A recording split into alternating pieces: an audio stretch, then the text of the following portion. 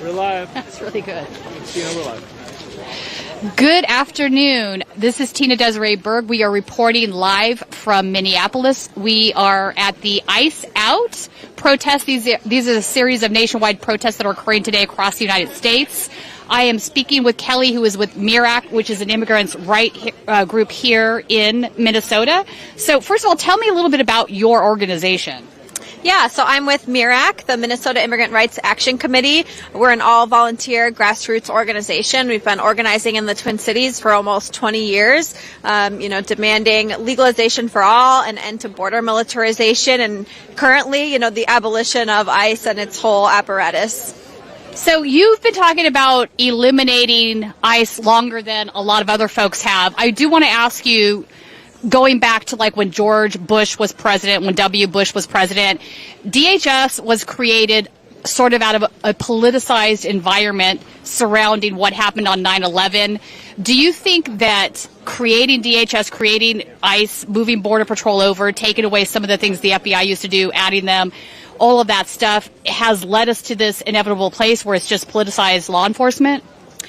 To some extent, yes. Before 9/11, before the creation of DHS, CBP, ICE, and USCIS, those functions were carried out by the INS, the Immigration Naturalization Service. And really, if you go back in U.S. history, back to colonial times, we see that the immigration laws in this country have been weaponized against certain groups of people, right? Japanese internment camps, Chinese Exclusion Act, the INS specifically targeted Mexicans on the Southwest for deportation. And so this isn't something new. This is really part of a pattern of a white supremacist government in this country, and truly under Democrat and Republican presidents and administrations, we have seen violence against immigrants. We've seen deportations, family separation, and all the evils that come with that.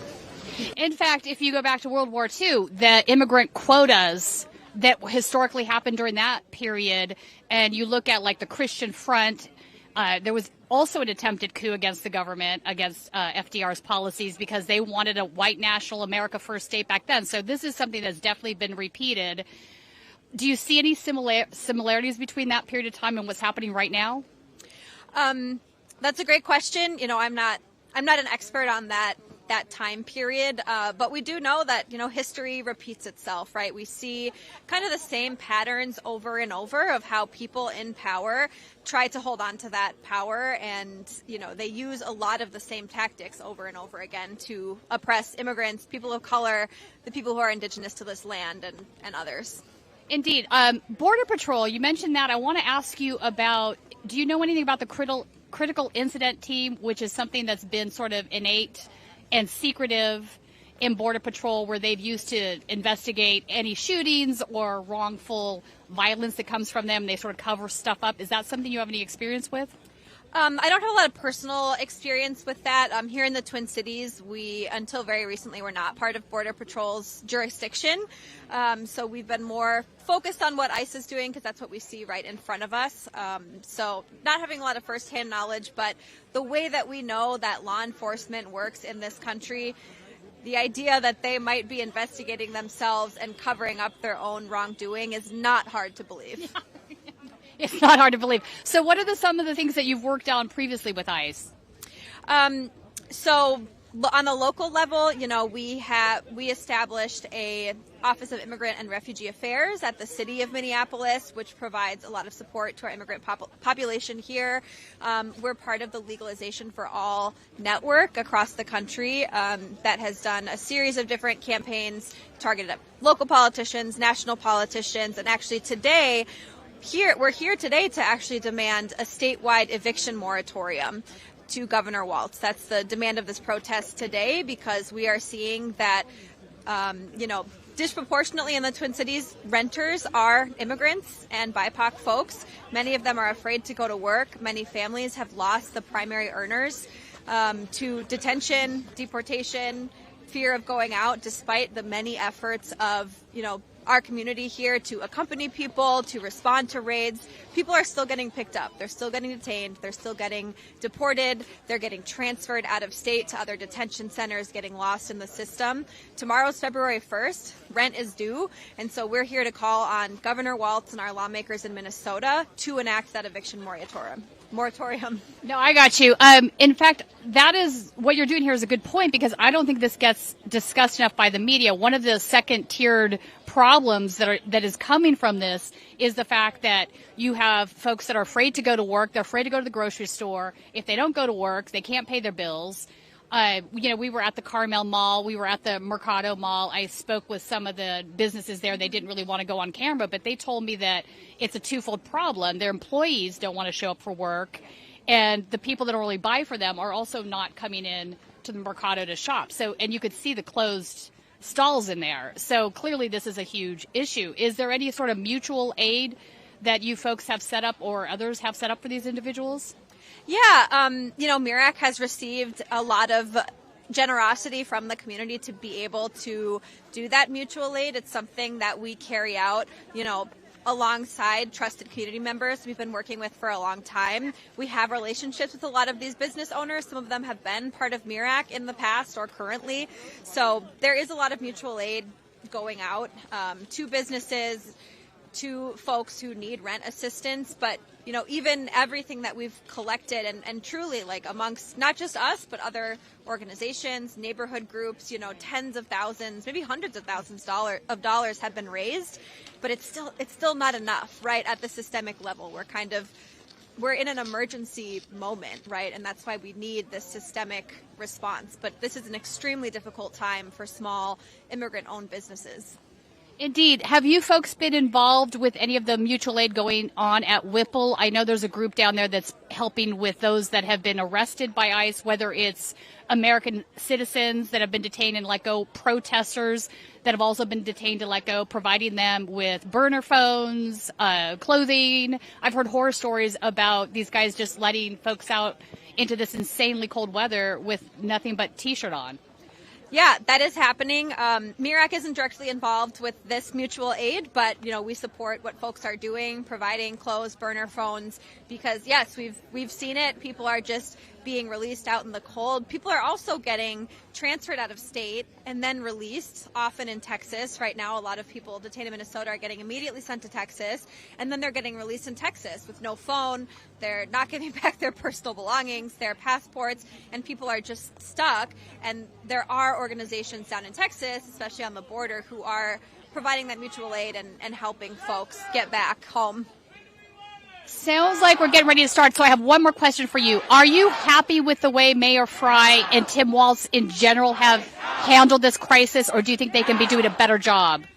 I think Governor Walz and Mayor Frey can be doing a lot more to keep ICE out of our city. Okay. Yeah. Thank you for talking with us, Kelly.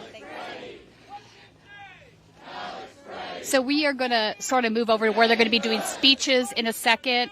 If you're just joining us, I'm Tina Desiree Berg reporting live for Status Coup on the Midas Touch Network, and we are downtown Minneapolis at the ICE Out Solidarity Rally.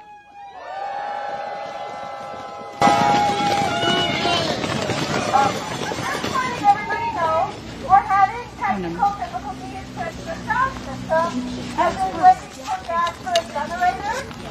So, thank you so much for being here. We're going to get started really soon once we work out our gas issues. And who are you? Oh, there you go.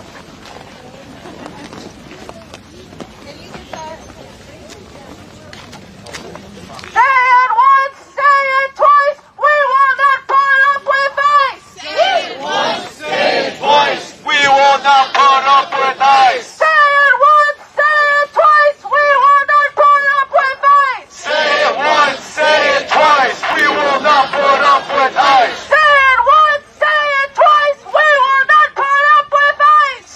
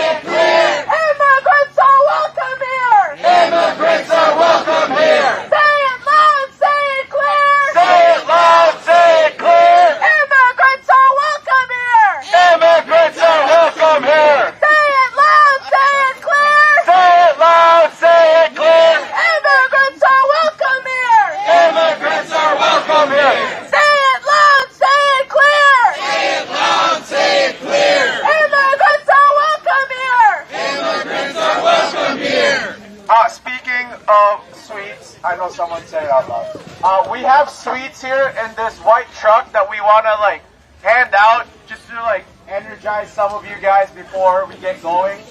So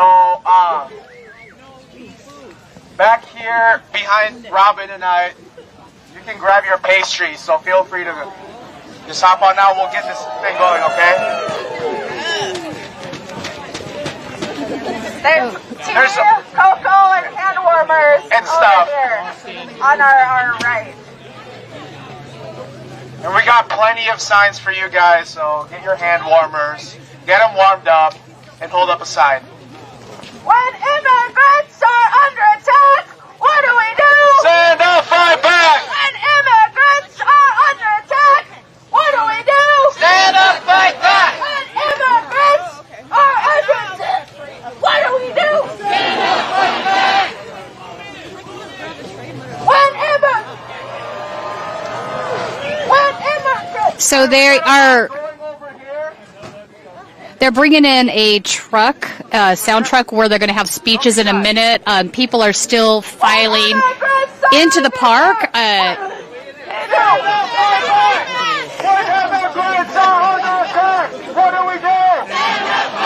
So people are still filing into the park. Yesterday we covered the general strike, which had about, I'd say about 50,000 folks show up. This is getting to be a bigger crowd now. They've been having events throughout the city all day. Some of them were training events on how to do rapid response. Others were legal immigration courses, so to speak, training courses. They also had a bike ride. So all kinds of things going on in the city today for the Ice Out event. When I say ole, ole, ole, ole, I want you to say fuck eyes, fuck eyes. Feel free to clap too, it's great. Ole, ole, ole, ole. Fuck eyes, fuck eyes. Ole, ole, ole, ole. Fuck eyes, fuck eyes. I need more energy from you guys. Either grab some fucking pastries or keep it going. Ole, ole, ole, ole. Fuck eyes, fuck eyes. Better. Ole, ole, ole. Fuck eyes, fuck eyes. Ole, ole, ole. Fuck eyes, fuck eyes. Ole, ole, ole, ole. Fuck eyes. Ole, ole, ole, ole. Fuck eyes. Fuck eyes. Ole, ole, ole, ole. Fuck eyes. Fuck eyes.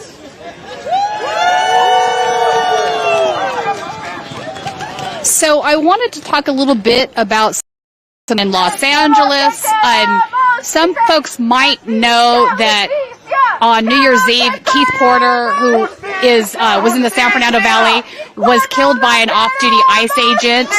He had been firing his gun into the air to celebrate New Year's.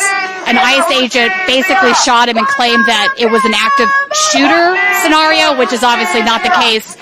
So that happened prior to having Renee Good and Alex Preddy murdered here in Minneapolis. So they've been obviously staging protests in Los Angeles for many weeks now, but last night it looks like the LAPD came in and broke up the protests in a rather aggressive manner, which is something we've seen consistently from the LAPD. And I also want to mention that the state of California passed a law basically saying that federal agents are not allowed to be masked up in the state, that they have to be unmasked. In response, the chief of the LAPD, who is an ex-sheriff, came out and basically said that he was not going to enforce that law.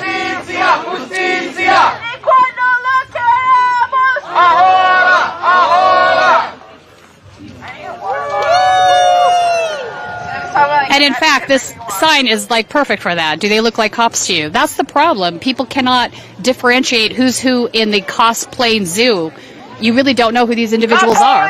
La migra, la misma porquería. La poli, la migra, la misma porquería. La poli, la migra, la misma porquería. La poli, la migra.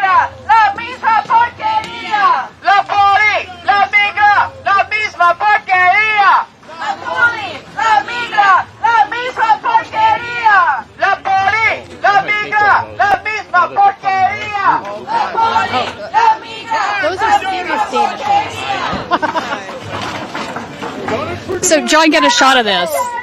They were not kidding about the pastries. He has a whole pastry cart here. Insanely delicious looking donuts.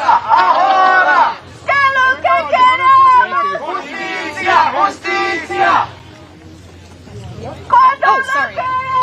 Real sense of community here in the city of Minneapolis, everywhere we go. Justicia, justicia.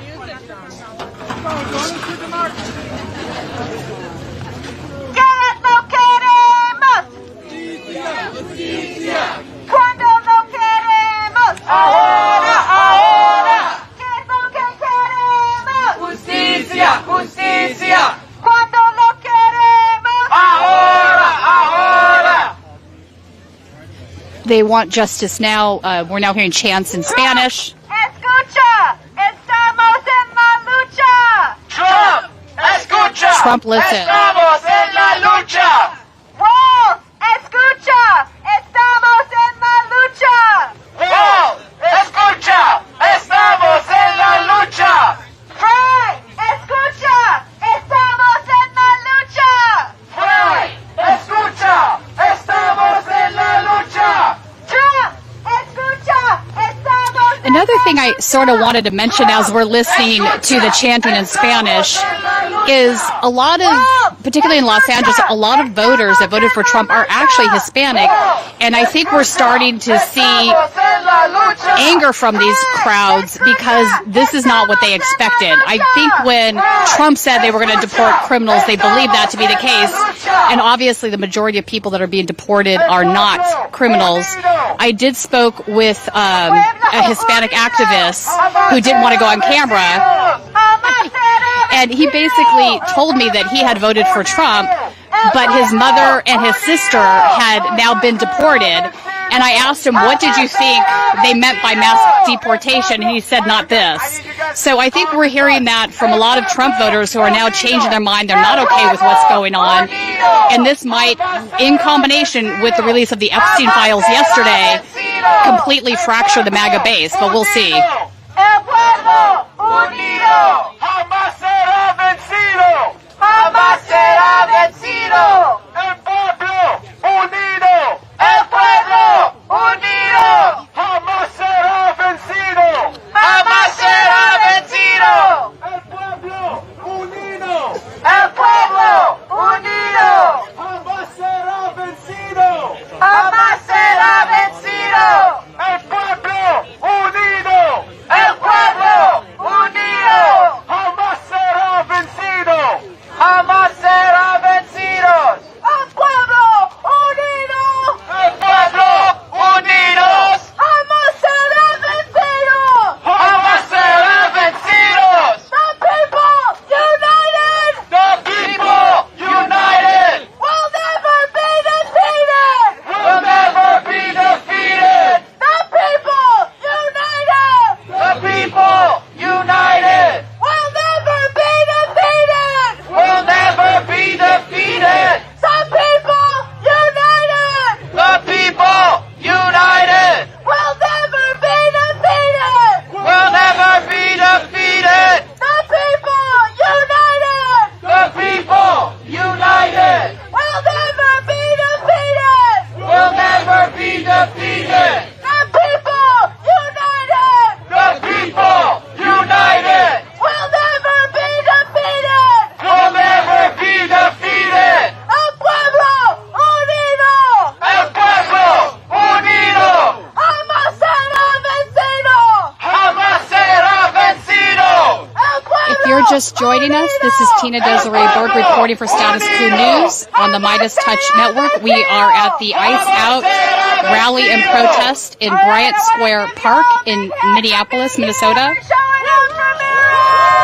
People are still rolling in. They're going to do speeches in a minute. And also, if you are not a member of Status Coup, please, please, please consider joining. It is your membership that helps us pay for these trips to report, helps us cover our hotel, airfare. All of these things cost money. So if you could afford for as little as $5 a month, it would be helpful. You can do so on our website, statuscoup.com/join. Lizzie, I'm with TCC for J of Twin Cities Coalition for Justice. We're super honored to be here with you in the streets to build for this struggle, because the fight for community control of the police, for police accountability, is the fight for immigrant rights. So I think they're going to move the speeches over to the truck. We're going to follow over here and get some of those speeches, and then we will be doing some interviews with folks here in the crowd. Where's the back?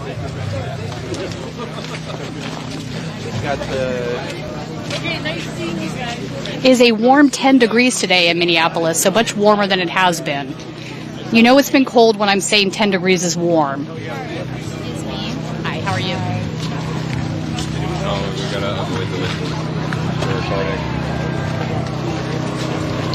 Minneapolis has been fighting for legalization. Sí. Okay, 1, 2, 3. Check.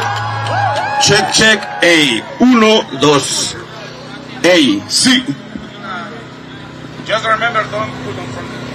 Bum.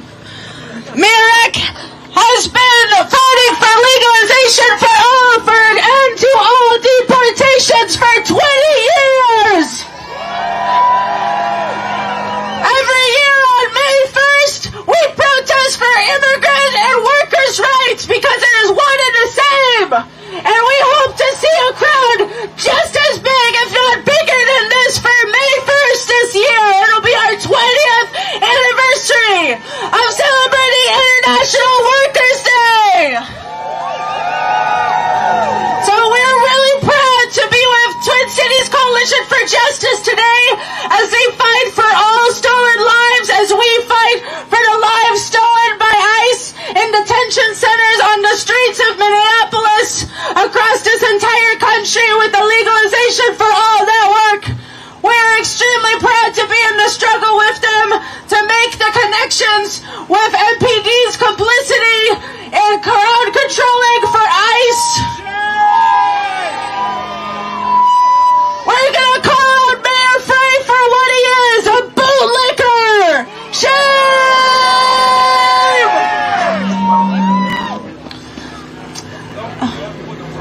Okay. Manny, do you want to say something? You look ready to say something. Yeah, I'm pissed.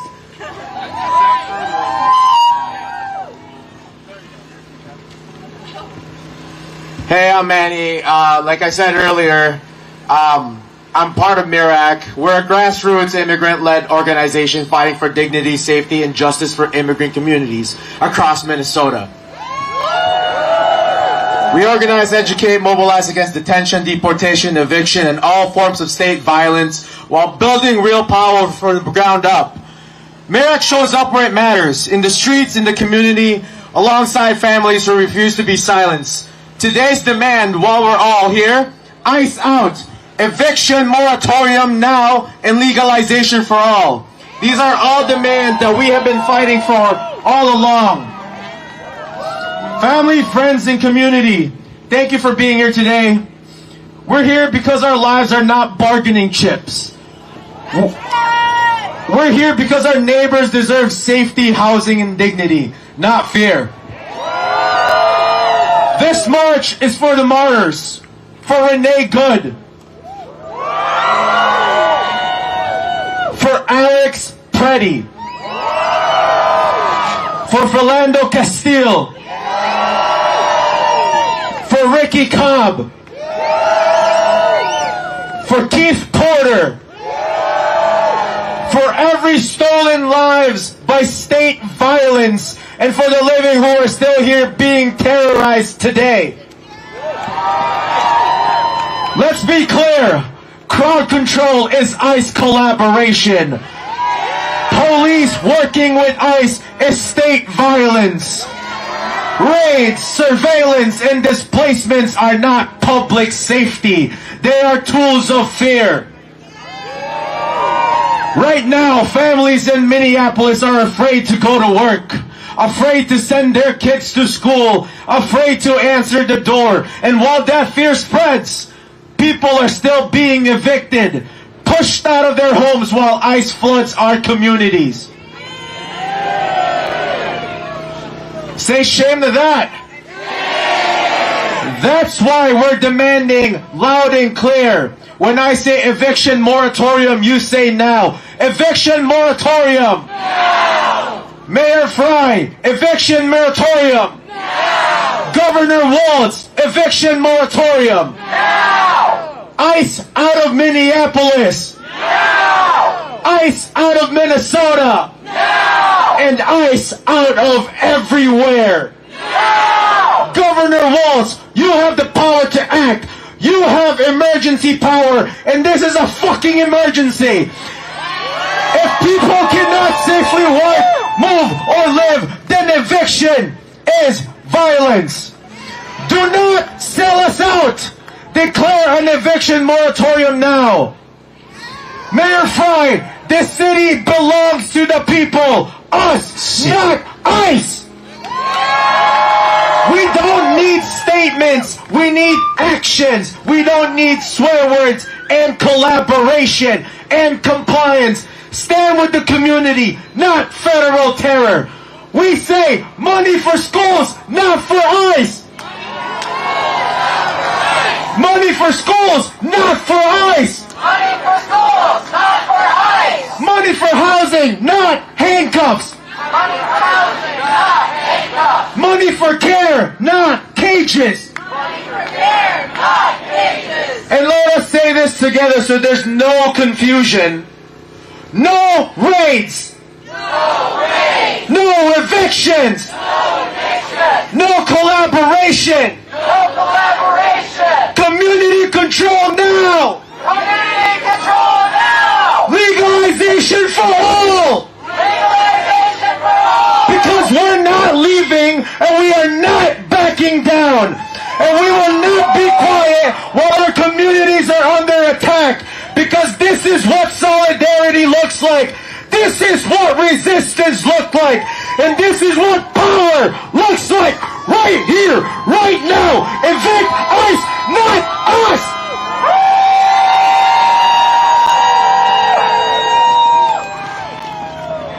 This is what resistance looks like.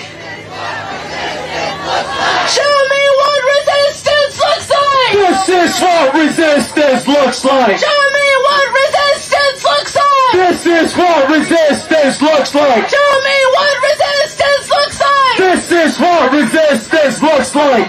I want to introduce our first speaker, who is with the Minnesota Immigrant Rights Action Committee. Give a big hand for Isaac!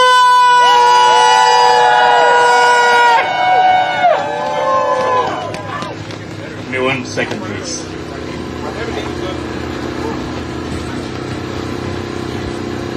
Well, thank you everyone for being here.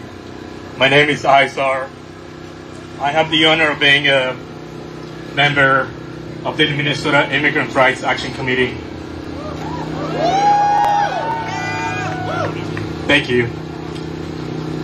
Dearly beloved, look, we're going through unprecedented times as a nation. We are a massive display of force and power, a behemoth. But when it comes to principles, today we are so small and so weak. We are under the attack and terrorizing techniques applied by the Trump administration in order to create fear, hunger, and obedience. And in return, we the people rose against these occupations of our state, our streets. We will not bow down.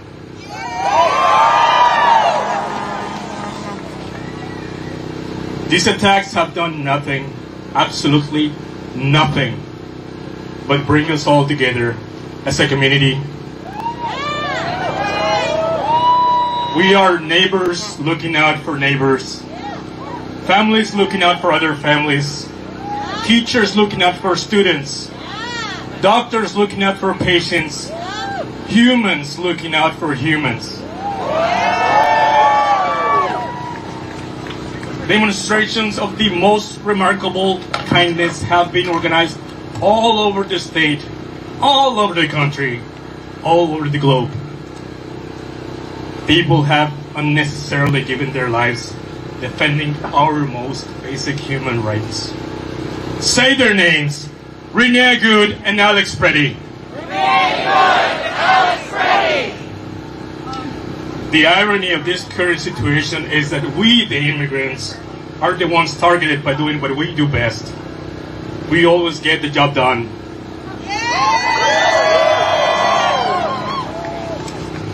But now, immigrant families can't even afford to pay rent for the houses that we built. Some families don't even need refrigerators anymore because they don't have any food to put in them. We have plenty of military gear used to intimidate our residents on our streets, but we don't have enough schools to teach them about their basic human rights. The families are hiding in their homes because they are afraid of those who work forces and also burn crosses. In honor of these brave Minnesotans that are still fighting day after day, and our neighbors who cannot join us for fear of the state, we the people we are demanding that the governor implement a statewide eviction moratorium. Tim Walz, if you can end this occupation, at least suspend the eviction caused by the same.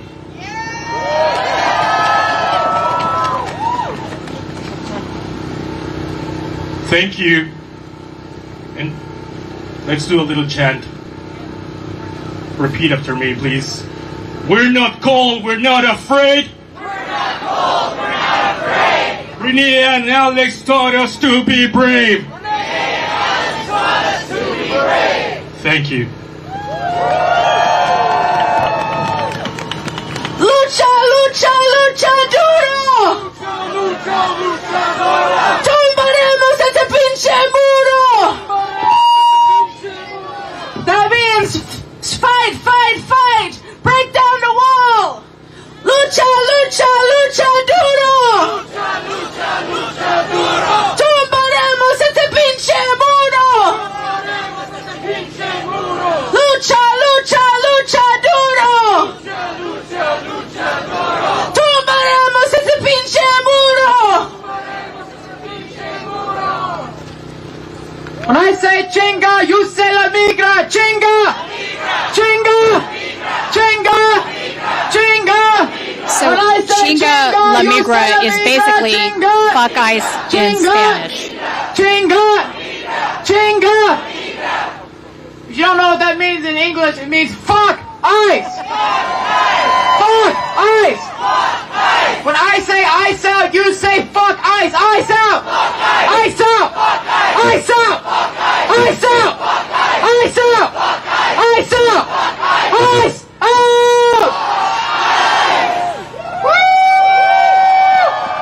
Minnesota, make some noise for yourself.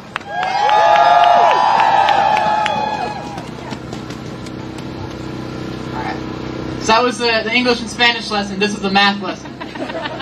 1, 2, 3, 4, 5, 6, 7, 8, 9, 10, 11. 1, 2, 3, 4, 5, 6, 7, 8, 9, 10, 11. 1, 2, 3, 4, 5, 6, 7, 8, 9, 10, 11. I said 9, 10, 11. 9, 10, 11. 9, 10, 11. Woo!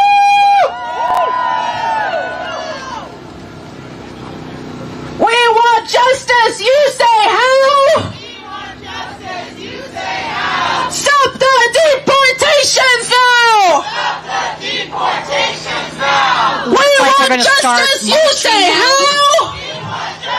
You say how? Stop the deportations now! Stop the deportations now! We want justice! You say how? We want justice! You say how? Stop the deportations now! Stop the deportations now! We want justice! You say how? We want justice! You say how? Stop the deportations now! Stop the deportations now! We want justice! You say how? We want justice! You say how? Drop all the charges now! Drop There's all this the great sign charges that says, now! Impeach Drop all Trump the by the charges pussy. now! Drop all the charges now! Drop all the charges now! Drop all the charges now! We are not marching yet. We're going to have a few more speakers here. I'm going to pass it to Lizzie to introduce her. Woo!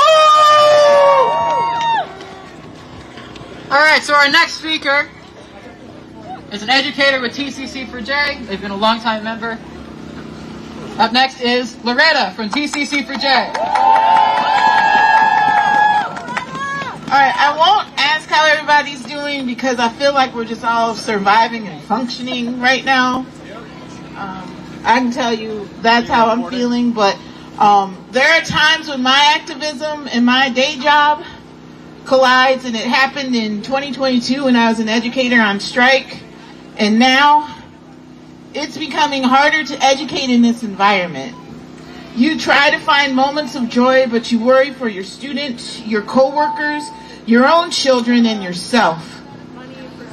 You worry about if the kid you saw on Monday, will you see them on Tuesday? You worry if your coworkers got home or to work safely. You worry about for your kids when you hear about their friends and classmates and what's happening to them. Here's the thing that gets me out of bed, that gets me motivated, is things like this, is actions like this. The fact that we are resisting this occupation, because that's what it is, an occupation.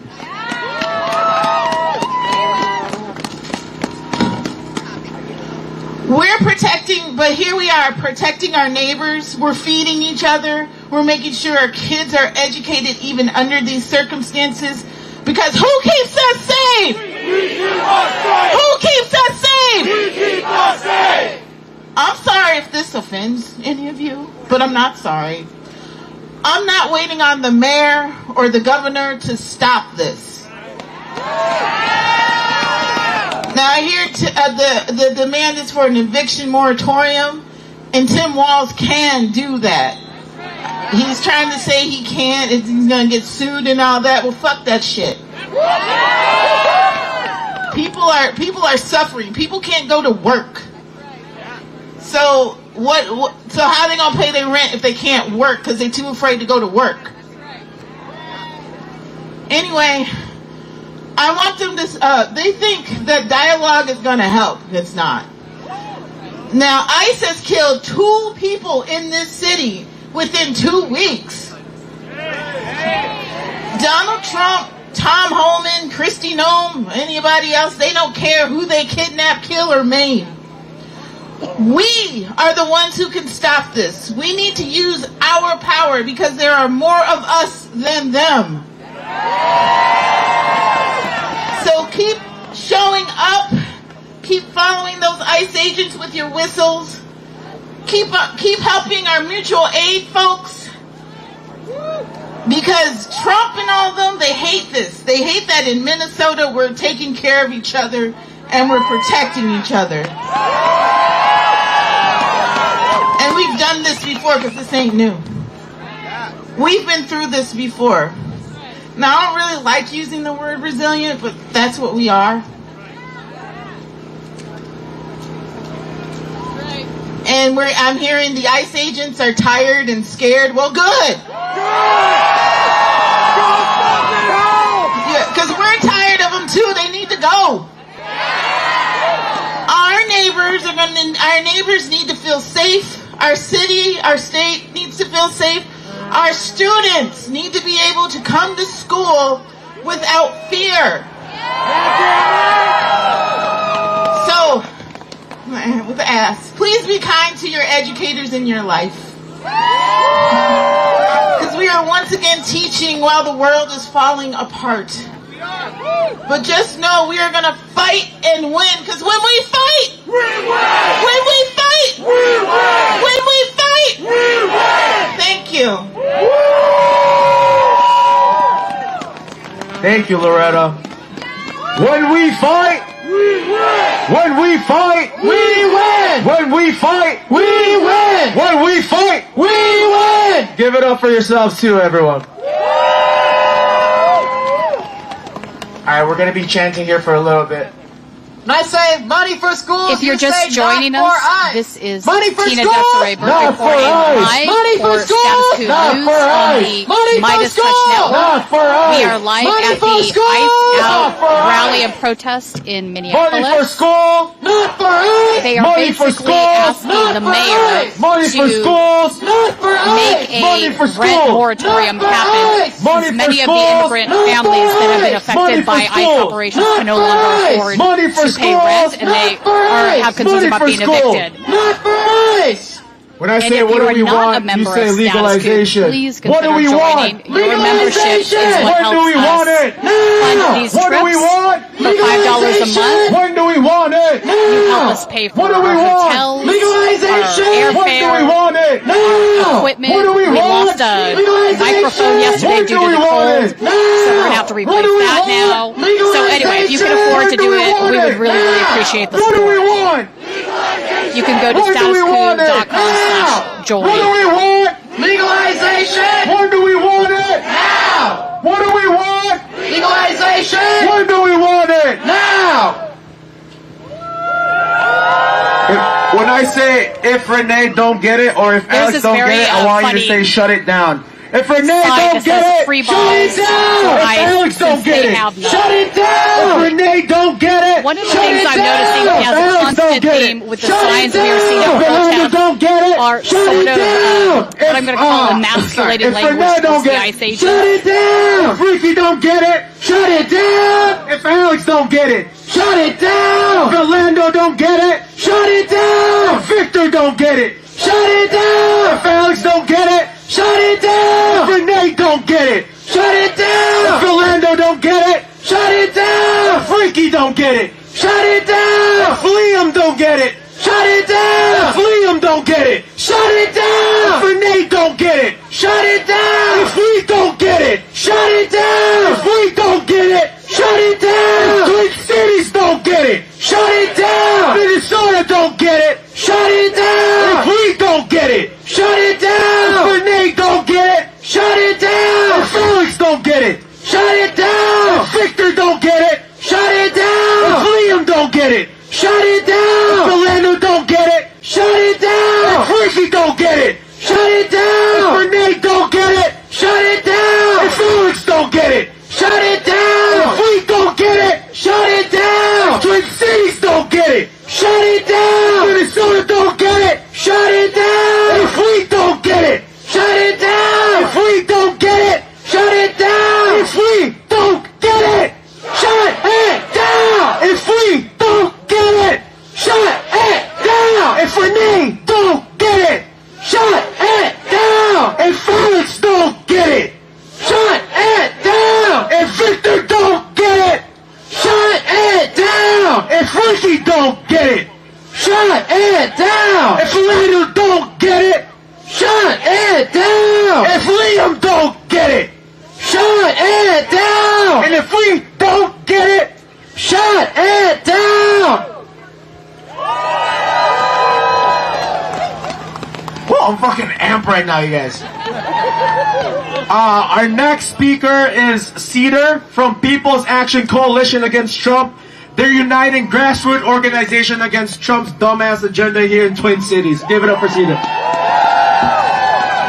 Hello, everyone. My name is Cedar. I'm speaking on behalf of the People's Action Coalition Against Trump, or PACAT. And we are a coalition of Twin Cities-based organizations who are uniting to fight back against Trump's attacks here in the U.S. and across the globe. In PACAT, we know that our issues are all connected, and an attack against one is an attack against everyone. We are seeing this right here, right now, and we witnessed this after the ICE murder of Renee Good. Renee herself knew this. The same goes for Alex Petty. The same goes for countless unnamed people resisting ICE who we do not see. What we are seeing here is people power. What we're seeing here is working people moving together to fight back against the ruling class. Whether it's attacks on the economy, demonstrations in the street, kicking white supremacists like Jake Lang and Greg Bovino out of Minneapolis. Whether it's participating in mutual aid or rapid response, the people of Minnesota have struck so many blows against the enemy these past few weeks. Give it up for yourselves. And make no mistake, the reason we're able to do this is we have been paying attention. We have been organized for years and decades. We've been paying attention to the destruction caused by U.S. imperialism, the destruction that kills working people to pad the pockets of billionaires. We see this glaringly in other countries, like the genocide in Palestine brought on by U.S. desire for control of the Middle East. We see this here in the U.S., where the weapons used against Palestinians are brought back here to be used against black communities after the police kill them. Chemical weapons used on black and brown communities when police protect property over people. We see our connected struggles when Palestinians share with Ferguson activists how to protect themselves from these chemical weapons. So when we know this, it isn't shocking to learn that ICE is also trained by the Israeli military and uses the same surveillance technologies that we see here, like Palantir.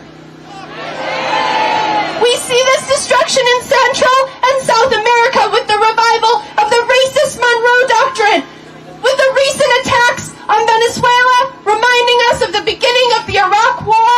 And just as the people knew then, we know now that the people do not want another war for oil.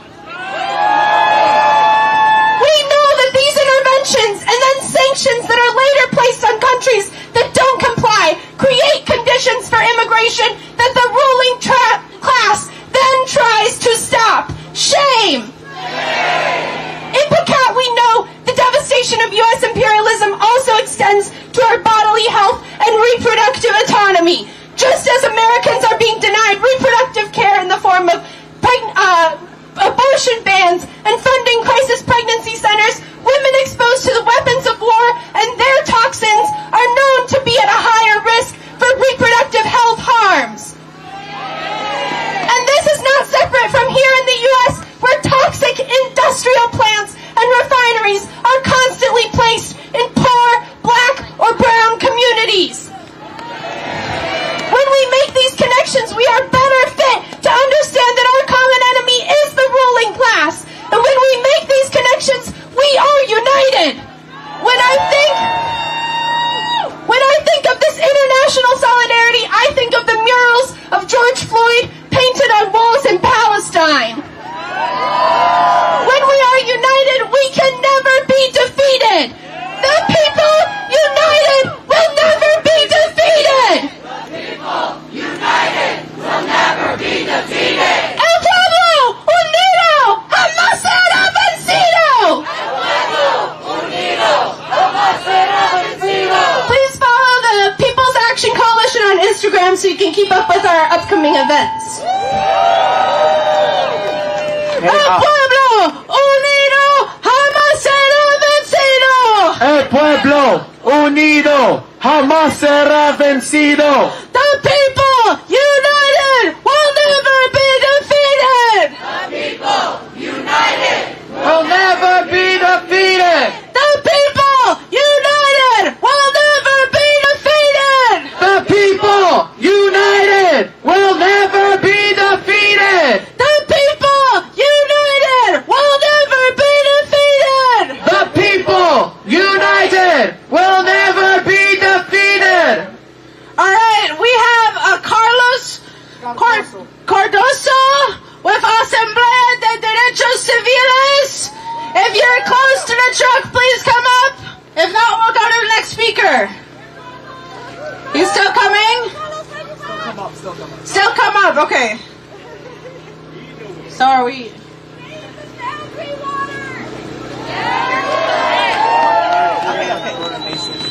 All right, we are introducing Maysoon from American Muslims for Palestine.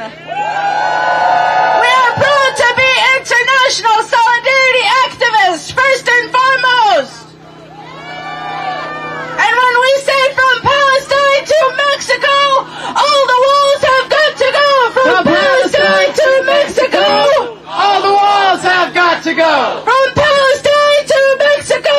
All the walls have got to go. From Palestine to Mexico. All the walls have got to go. From Palestine to Mexico. All the walls have got to go. Thank you, my son.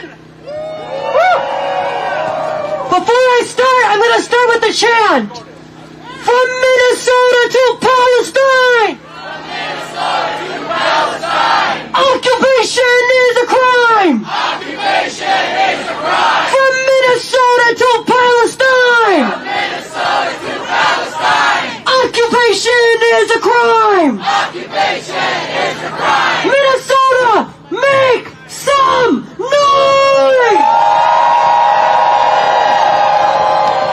I want to start off by thanking the people of Minnesota for standing for our children, for standing for our stores, for our neighbors. We keep us safe.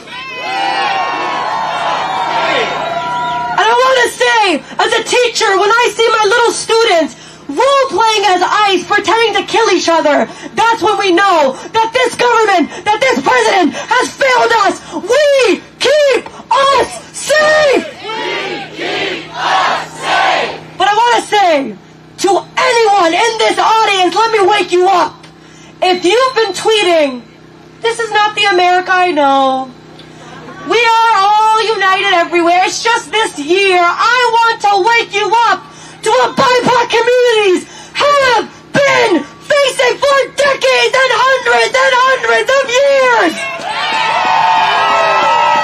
From the slave catchers, to the boarding schools, to the over 1 million killed in Iraq, to the little boys, to the brown men swooped up and taken to Guantanamo, and most importantly, get this on record, to the genocide in Gaza, the genocide against my people, funded by this country. Shame! So for you thinking, if you're thinking we just have to tackle it here, you are wrong. Raise your hand if you know that ICE trains with the IDF, the Israeli Defense Force. Raise your hand. This is not a conspiracy, let me tell you. This is not a conspiracy. Search it up. They brag about the same methods of counterterrorism, of surveillance, of legs on the neck. Shame on this country. So let me tell you right now, if you want to oppose ICE, which we should, let us also oppose the entity that trains them. Israel, which has killed my people, detained my people, taken my people, has left us to die with no one to help. Injustice everywhere is a threat to justice everywhere. I'll end with this chant. From Minnesota to Palestine. From Minnesota to Palestine. Occupation is a crime. Occupation is a crime. From Minnesota to Palestine. From Minnesota to Palestine. Occupation is a crime. Occupation is a crime. Thank you, Minnesota. Make some noise.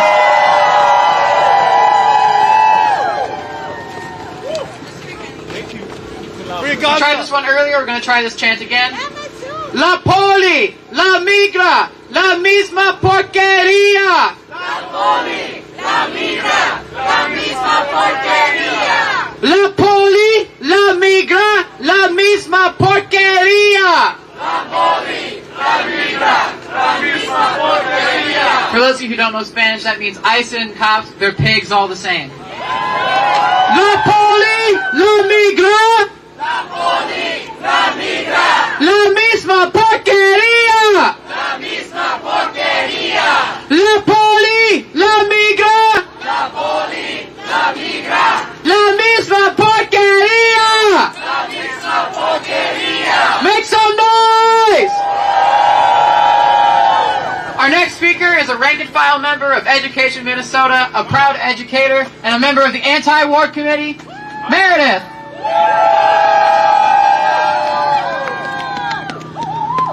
We all know that our state is under siege from ICE. Everywhere we go, we see ICE, or we hear of yet another family that has been torn apart, or learn that we know yet another person who knew Renee Good or knew Alex Preddy. But today I'm here to talk to you as an educator about how these inhumane and blatantly illegal actions are affecting our students, families, and staff. At my school, about 40% of our student body is Latino. And over the past month, the number of students who have officially enrolled in flexible learning options have risen to about 20% of our student body. Between students who aren't coming to school because they don't feel safe, or students who aren't communicating with the school at all, the students who have been deported, the students who have self-deported, our hallways, our cafeterias, and our classrooms don't feel safe, don't feel right. Our community is in a hole. Everyone feels the emptiness of our missing community members, and this angers me as a teacher. Our students have the right to an education. And Trump is denying them this basic right. They should feel safe at their schools. They should feel safe at their bus stops.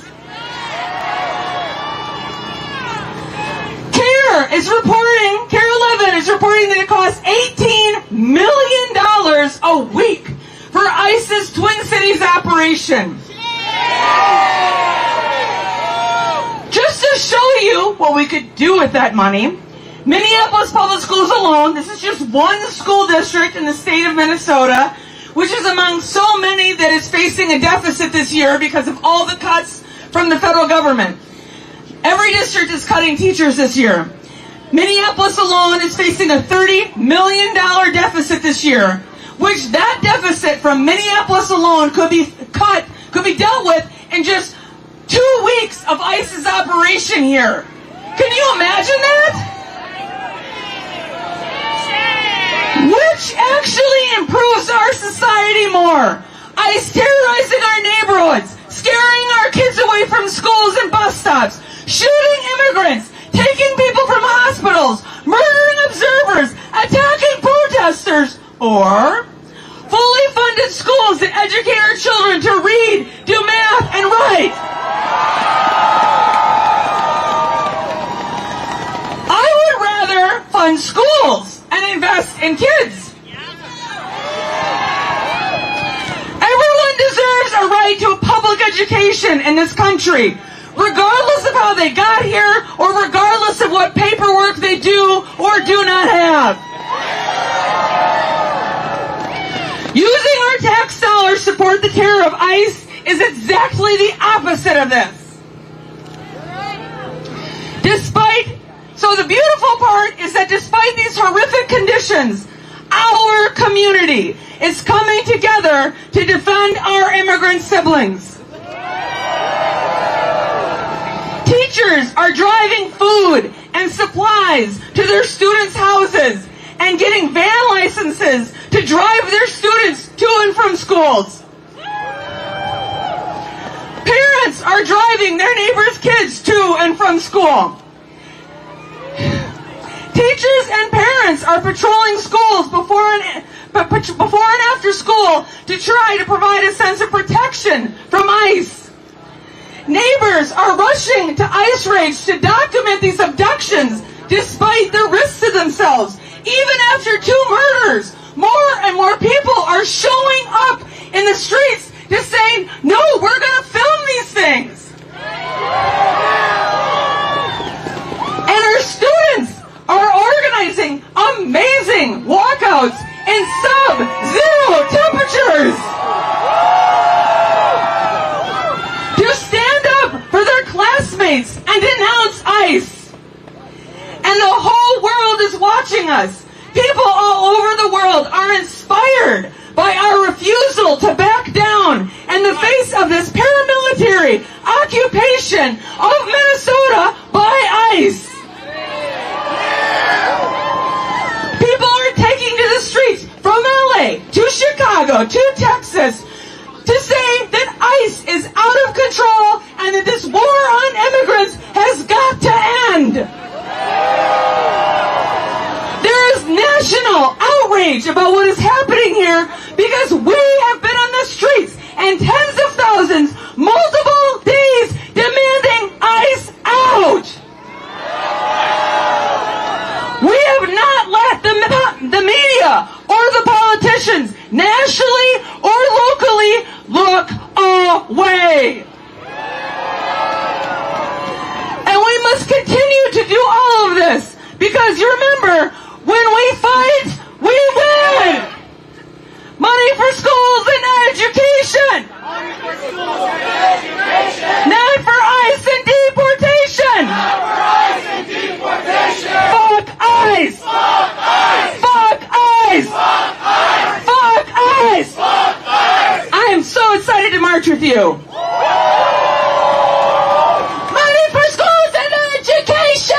Money for schools and education. Not for ICE and deportation. Not for ICE and deportation. Money for schools and education. Money for schools and education. Not for ICE and deportation. Not for ICE and deportation. Money for schools and education. Money for schools and education. Not for ICE and deportation. Not for ICE and deportation. I'll say really quick, one of our main demands right now is that we need funding for distance learning, especially at the schools, at the suburb schools and the rural schools.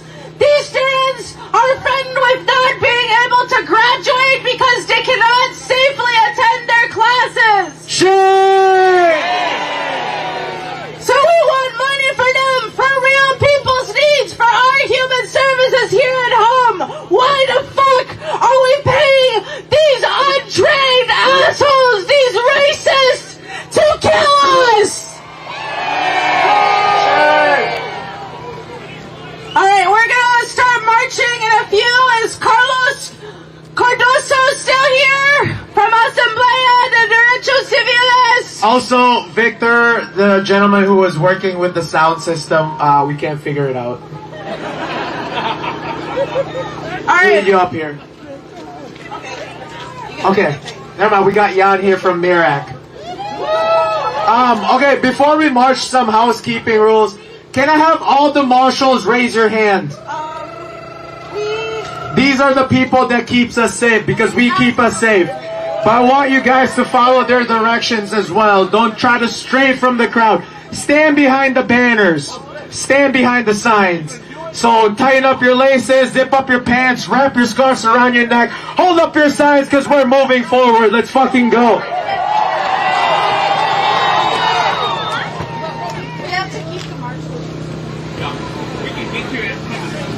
Who keeps us safe? We keep us safe. Who keeps us safe? We keep us safe. Who keeps us safe? We keep us safe. Who keeps us safe? We keep us safe. Who keeps us safe? We keep us safe. Who keeps us safe? We keep us safe. Who keeps us safe? We keep us safe. Who keeps us safe? We keep us safe. Who keeps us safe? We keep us safe. Who keeps us safe? We keep us safe. Who keeps us safe? We keep us safe. Who keeps us safe? We keep us safe. Who keeps us safe? We keep us safe. Who keeps us safe? We keep us safe. Who keeps us safe? We keep us safe. Who keeps us safe? We keep us safe. So we have breaking news that's coming out now.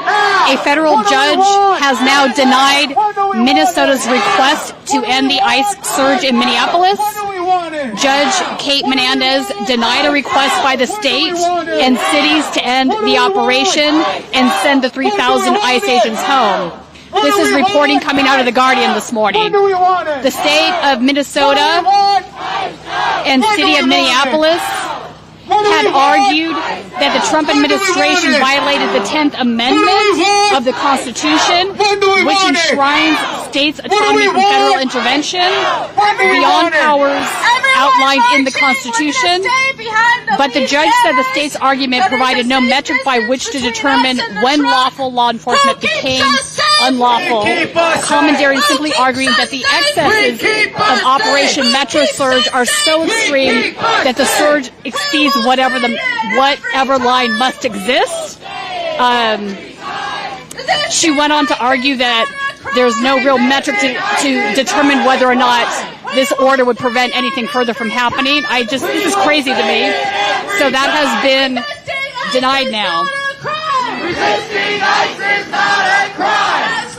So we are starting to march through Minneapolis. We just left Bryant Square Park. This is the ICE Out protest. They are asking that the Mayor Frey, institute a rent moratorium. One thing that's been happening here and in other cities that doesn't get discussed as much as the violence that the ICE agents are committing is that many folks afraid to go to work, afraid to go out and shop, are just simply staying home, and it's causing loss in wages and loss in small businesses. They can no longer afford to pay for rent. We will say it every time. Protesting is not a crime. Protesting is not a crime. When immigrants are under attack, what do we do?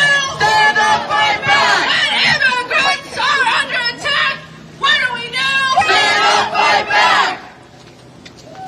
So I also want to talk about some of the anti-Semitism that we have seen come from Border Patrol, and in particular Bovino.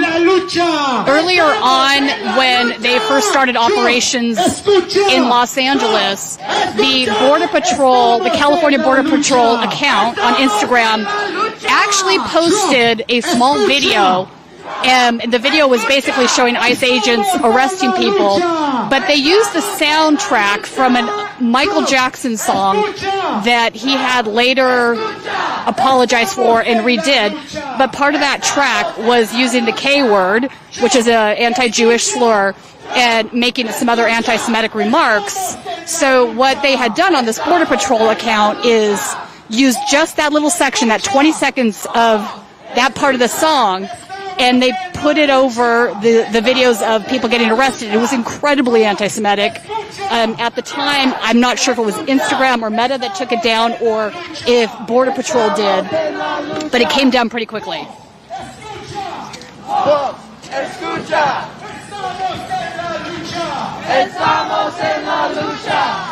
And I want to tie that into something that just happened with Mr. Bovino in regards to Minneapolis. So according to several people with knowledge of a telephone conversation which took place on January 12th, Mr. Bovino made derisive remarks about the faith of the U.S. Attorney in Minnesota, Daniel N. Rosen, who is Jewish. Mr. Rosen is an Orthodox Jew. He observes Shabbat, which is today. If we don't get it, shut it down! If we don't get it, So Mr. Bovino, who has been the face of the Trump administration's immigration crackdown, used the term chosen people in a mocking way, according to the people with knowledge of the call. He also asked sarcastically whether Mr. Rosen understood that Orthodox Jewish criminals don't take weekends off. So incredibly anti-Semitic gentleman Mr. Bovino is. As if we need to tie that with all the other further evidence of his misdoings. If you are just joining us, this is Tina Desiree Berg reporting for Status Coup News on the Midas Touch Network. We are marching through Minneapolis right now as part of the ICE Out International National Protest Day. In particular, this group is asking for Mayor Frey to put a moratorium on rent so people are not evicted for not being able to pay their bills. Should we try to get to the front a little bit? We're going to walk up here to the front so you can get a better view of how many protesters are here right now. Several hundred, as you can see, it goes all the way back. At least 1,000. At least 1,000, yeah. I'm going to try to get some interviews with some folks.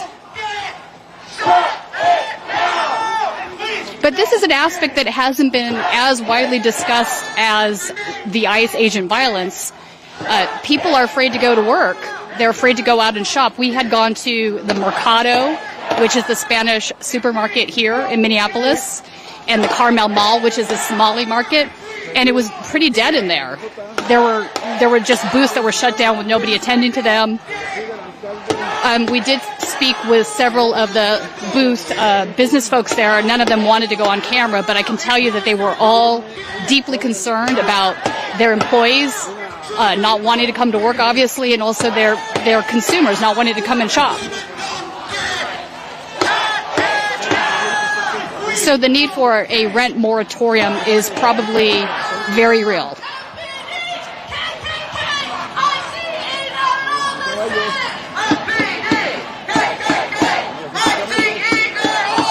So it is actually warmer today than it has been. We've got 10 degrees. We're not negative, which is a plus. We lost our microphone yesterday. It was so cold.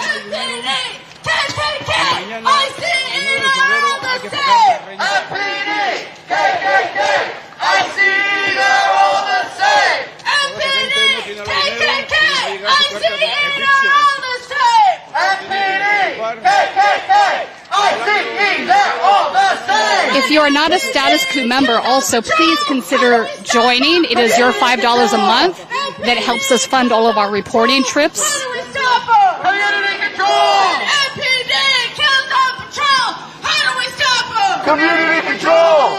MPD kills on patrol! How do we stop them? Community control! MPD kills on patrol! How do we stop them? Community control! MPD kills on patrol! How do we stop them? Community control!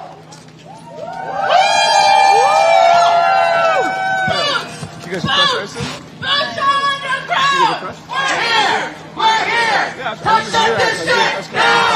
My name is Morgan. So, your name is Morgan. You're with the MIRAC organization. You're the main organizer for this protest? MIRAC? Yes, we are. Yes, we are MIRAC. So one of the things you're asking for is a rent moratorium. Yes, we are. I don't think that's something that's been discussed widely, not as widely as ICE agent violence. How bad is the economic need in Minneapolis right now? Well, it's just the way it is right now, the terror on the streets. There's so many people that aren't able to go to work. The restaurant industry in the city is pretty much in shambles because of, these legal these immigrants who've done no crime at all being swiped off the streets. They're afraid to go to work. They're afraid to go outside to get groceries. They're afraid to do their laundry even. So these people, they've been unable to work. They've been unable to earn money. And not only are they at risk of being kidnapped off the streets, they're at risk of being kicked out of their houses. So it's kind of necessary right now. And in fact, I had gone to the Mercado over in, I think, the Powderhorn area, and I tried to get some of the stall owners there to talk to me on camera. They were afraid to, which I completely understand. Habla español, I actually speak Spanish. But one of the things that really kind of struck me was that it was dead in there. There wasn't even people shopping in the handful of booths that were still open. That's how it is in a lot of restaurants around these parts. There are restaurants that are too afraid to even open their doors. They'll have somebody behind the door opening it up, just checking the coast to see if it's safe before they open up the door to their customers. As you can imagine, that's causing all these, small local businesses to suffer immensely. So when I was here about 3 weeks ago, I actually caught the tail end of a raid that was right down the street from the Mercado, where Border Patrol agents had rolled into, I believe it was a bakery, and they grabbed a guy. They left his car there, threw him in the back. But right before this happened, I was able to talk to the business owner, and he shared this phone conversation that he had recorded. But a very racist man had called the business up, threatening him, threatening everybody there, saying that they were going to get deported and using racist, I can't get that out, slurs. But it was like a really disturbing phone call. And then this happened like a couple hours later. Have you heard of any other incidents sort of mirroring that? I can't say I have, but unfortunately there are a lot of people who simply just don't care about their neighbor. They don't care about the fact that their neighbors, their coworkers are getting snatched on the streets. So that's what we're here for today, to show that here in Minneapolis, here in Minnesota, we really do care about our neighbors. When a federal agent goes out and shoots somebody on the middle of the street, we're going to show out and show that that's not allowed in this city. Do you feel like all of the rapid responders that are out in the streets are helping protect the community members from getting kidnapped? Absolutely, yes, they are. We followed also yesterday some Border Patrol agents that were following a school bus of elementary kids, and everybody came out of the street, and cars started following the bus as well to make sure that all the children were brought home safely. We had that report of that other kid that was used as sort of a... The 5-year-old. Yeah. How commonplace is that stuff, do you know? To be honest, that's... I can't speak too much on that, you know. Okay. So what is your main priority at Miracle now besides the rent moratorium? Our main goal has been for the past 20 years and will always be legalization for all, to end deportations, to end all this money going to these federal agents, to make sure that they're using important things like education, like housing, like food. You know, this whole thing, it's a big waste of money, you know. That's exactly what it is. And do you feel like there's a way to reform the immigration system from jump anyway? Because I feel the biggest problem is that has gotten so absurd that it's really difficult to have a legal way to immigrate to the United States. That's something I can't speak too much on, yeah. I've got all the weird questions for you today. What are your parting thoughts for us? Take care of your neighbors. That's the main thing, you know. Show up, show that your fellow people that you care about them, and that you won't let, some guys in masks take them away. Thank you so much for talking with us. Thank you. Yeah, right on. So, also, there's people coming out here.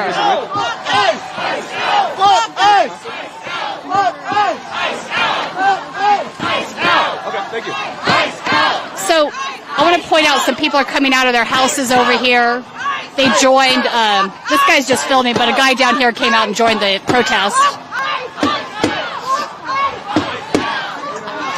Oh, sorry.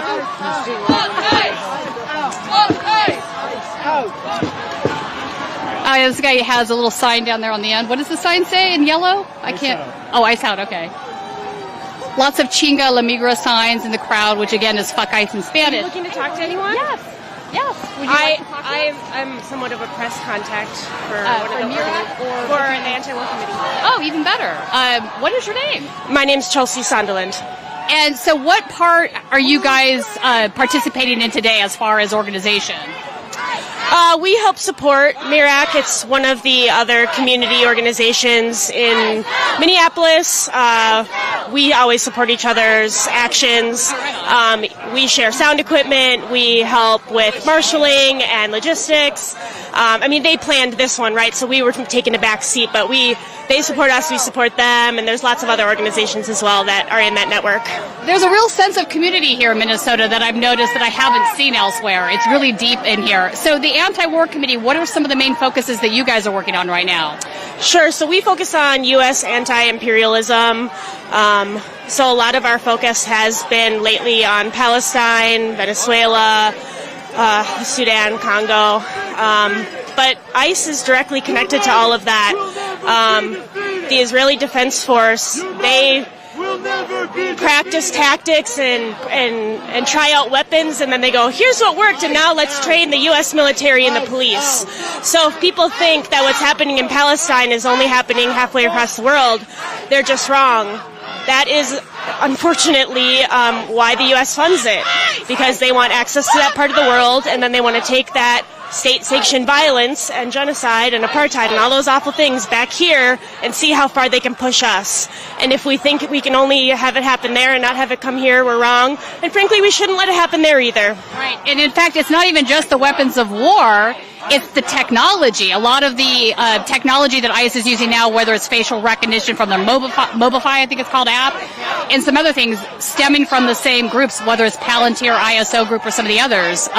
We're seeing that in surveillance tech on the streets of the United States right now, where they are absolutely targeting not only immigrants, but protesters. Absolutely. They've been surveilling us for a long time. There was recently a campaign to get an Israeli-based surveillance contract out of Minneapolis, and I believe we pressed hard enough to succeed in that, which was wonderful. And we're going to keep pushing. We don't think that our government should be able to use these tactics on any person ever, because all it does is oppress people. We want the focus to be on helping people instead of controlling people, because ultimately all of us, we wake up in the morning, We want to get food, we want to have some fun, we want to do our best when we go to work, we want to take care of the people around us. And if everybody really stops for a second and think, that is what it's important. And so these goons who want to focus on something other than that, that is so foreign to us in Minnesota, and frankly, I think to most human beings. Yeah. And Minnesota's not going to stand for that. We're going to keep taking care of each other. We're going to stand up for what's right, and this is not right. I have one last question because I think it ties into something you were sort of touching on when we first started talking, and that is regime change, war. So much of the immigration that we're seeing on our border stems from that, right? And these are wars that the United States foreign policy has supported. Do you feel the United States should have some accountability or ownership for some of the problems that foreign policy has created abroad? Absolutely. We benefit from stripping the world of their resources, of their money, of their rights, and then we just want to live on this fancy little silver cloud over here in America, and then those people come here to get away from what we've created as a country, not as a people, but as a government, and then we want to vilify them for that? That's the craziest thing I've ever heard. Like, here, let me set your house on fire, and then when you try to come into mine, I'm going to act like you shouldn't be here, like you don't have a right. I'm the one that set your dang house on fire. And obviously that's a bit, simpler in terms. But, yeah, I believe that we need to either take our business out of other countries and let them dictate everything for themselves, or if we're going to keep meddling, then of course we have to welcome refugees. Indeed. One last question, because I don't think we should meddle. Okay, we can walk and talk. I want to ask you about the judge. You might not know this yet. The judge just ruled in the state's injunction about getting ICE out of the state, like I believe about a half hour ago, and the judge denied it. So what are your thoughts on that? She's basically saying that even though things are bad, she's not sure that, I guess my reading on this, like an attorney would have a better reading, but from what I just read, that there's some sort of supremacy clause with the federal government over states' rights, which is kind of weird because these are the guys that have been arguing states' rights over federal crap for decades now. Anyway, but what are your thoughts on that? I can't speak to the legality of it or even what that judge's thoughts are, but in this country, we used to have laws that people could be owned. We used to have laws that women couldn't vote. So just because something is a law doesn't make it right. And just because a judge upheld something doesn't make it right. Judges have upheld a lot of bullshit in history. And I think if we all look at what our moral code is and what looks right to us, we will see that doesn't make any sense. No, it absolutely doesn't make sense. And it sort of touches on this idea, so that the Constitution says we the people, it applies rights universally. It doesn't say that rights only belong to white male property owners, although I would argue that the founding fathers probably thought that was the case. It does say all, right? All men are created equal. So there's a whole sort of group of thinkers in the country that come with this idea, make something of it, that this is what the doctrine says, regardless of whether they meant white male property owners. It says all men are created equal. But let me ask you this, have we crossed a bridge now where we can't get back to that, or do you think we can reconfigure the way things are going and get back to like expanding civil rights? I think the only way to make that happen is to make sure that our leaders cannot profit from their leadership. As soon as people are able to line their pockets or line their friends' pockets, we lose integrity in our leaders. We need people who are truly looking out for us, who understand what our needs are. Half these people have never even been to a grocery store for themselves. Right.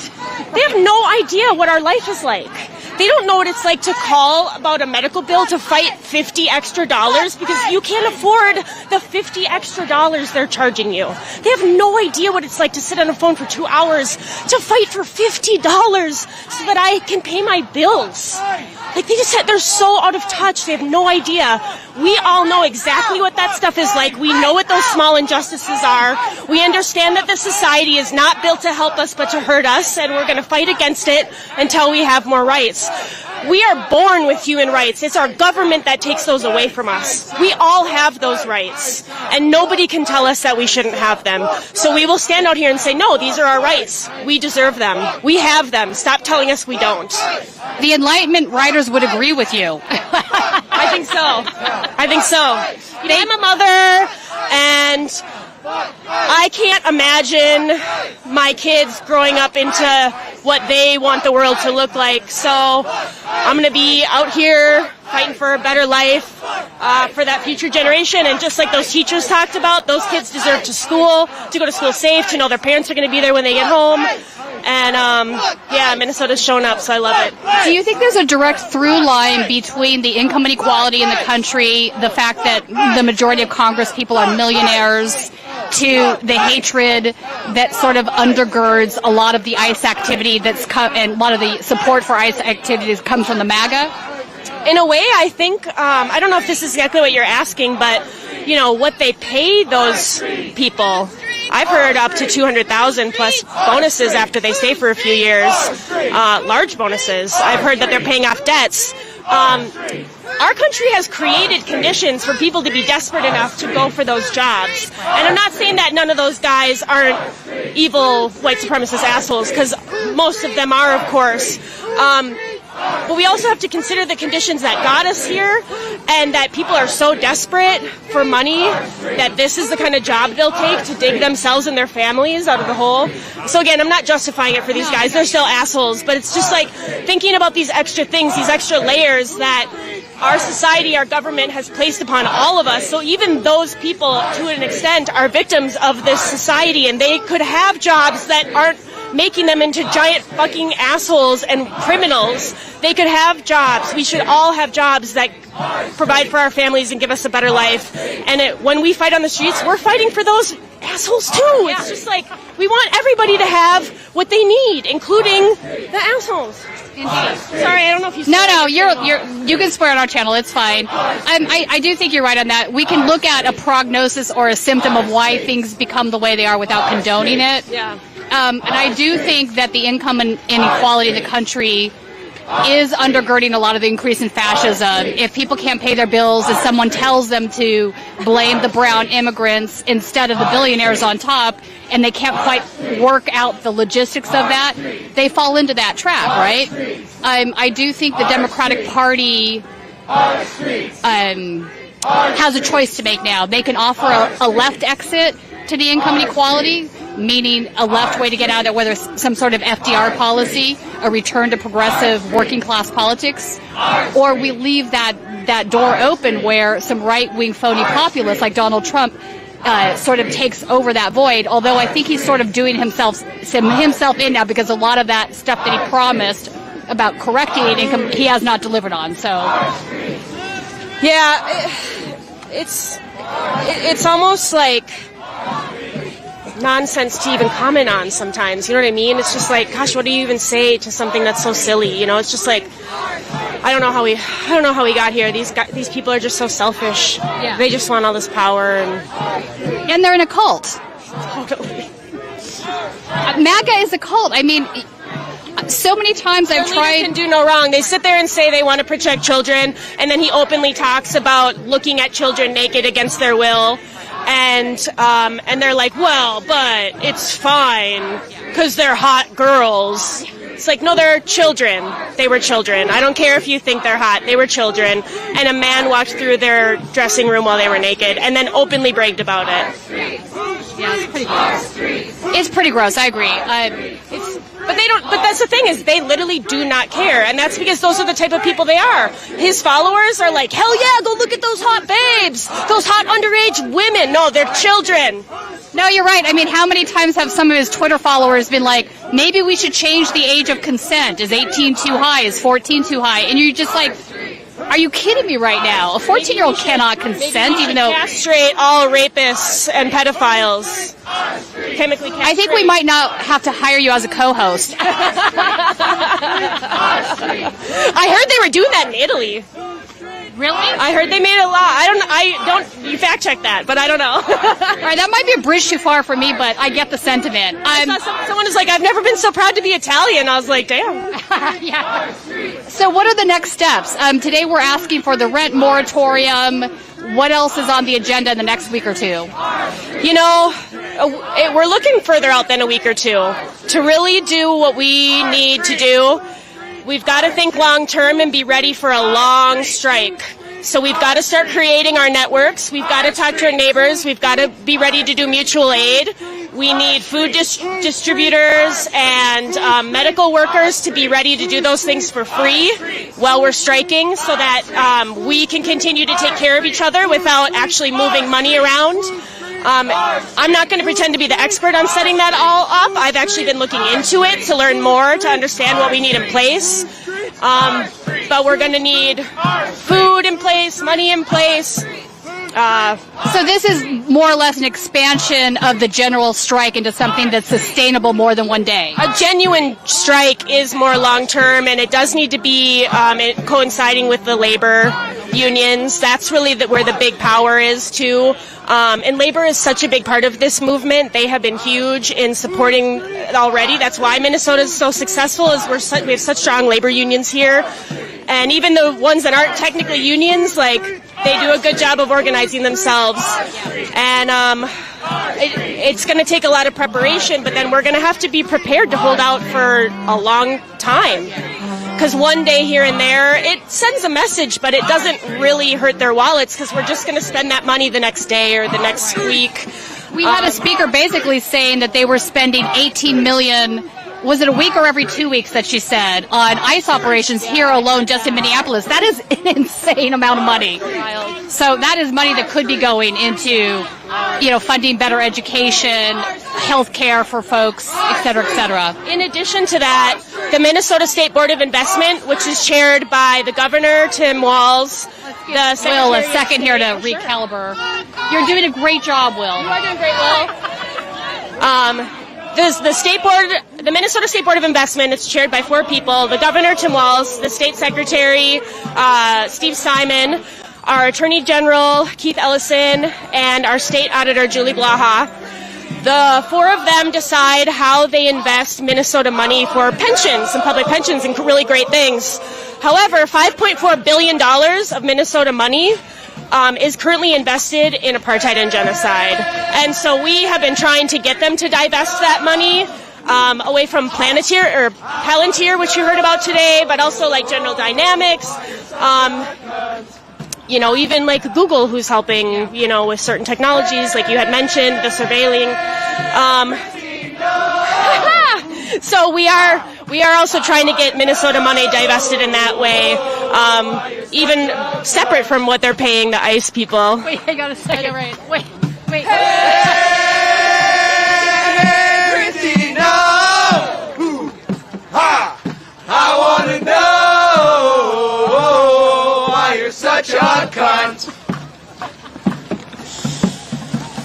Hey, Christina! Ooh, ha! I want to know why you're such a cunt. All right. Who came up with that song? Is that just organically happening here? Why you're such a cunt. All right, we have a little Christy Gnome. I'm Tina Desiree. Nice to meet you. Chelsea. Are you from here? Chelsea. I'm from Los Angeles, actually. Okay, welcome. How long have you been in town? A month total, but I left and came back because I had a subpoena to testify in a case. Hey folks, this is Will from behind the camera. Just wanted to say thank you all for tuning in. And if you're not already a member, I hope you'll consider subscribing to Status Coup at statuscoup.com/join. We've actually been out here in Minneapolis for over a month at this point, between rotating team members, and it's really expensive to maintain that. We don't take any money from corporate sponsorship or anything like that. We are 100% independently funded, and we've actually spent over $25,000 in logistical costs and salaries, etc., to maintain a presence on the ground here in Minneapolis as the scene's been changing, and making sure that we can bring you that true on-the-ground coverage. So if you don't mind, and if you can spare the $5, it goes a long way to keep us out here, keep us warm, and help us, maintain our equipment. Like Tina said, we've had a microphone on the fritz, so we're replacing that, and your support goes a long way, and not just materially, but it really means a lot to us to know that each and every one of you value the work that we're doing. So thank you so much. Did you just remember Immigrants are welcome here. Say it loud, say it clear. Immigrants are welcome here. Say it loud, say it clear. Immigrants are welcome here. Say it loud, say it clear. Immigrants are welcome here. Say it loud, say it clear. Immigrants are welcome here. How many people do you think are marching today? Over 1,000? A couple thousand? Anybody have thoughts on how many people are here? Immigrants are welcome here. Say it loud, say it clear. It's a pretty long march. Let me reach out to the people doing tactical. Okay. Because they will have an estimate, and I okay. can tell you. That'd be great. All right, we're going to get an estimate of how many bodies are here today. It looks like a couple thousand to me. Immigrants are welcome here. And it's like wearing a vest at these things because then I have to keep my mouth shut if there's assholes around. So Immigrants are welcome here. Immigrants are welcome here. Say it loud, say it clear. Immigrants are welcome here. Say it loud, say it clear. Immigrants are welcome here. Say it loud, say it clear. Immigrants are welcome here. Yeah!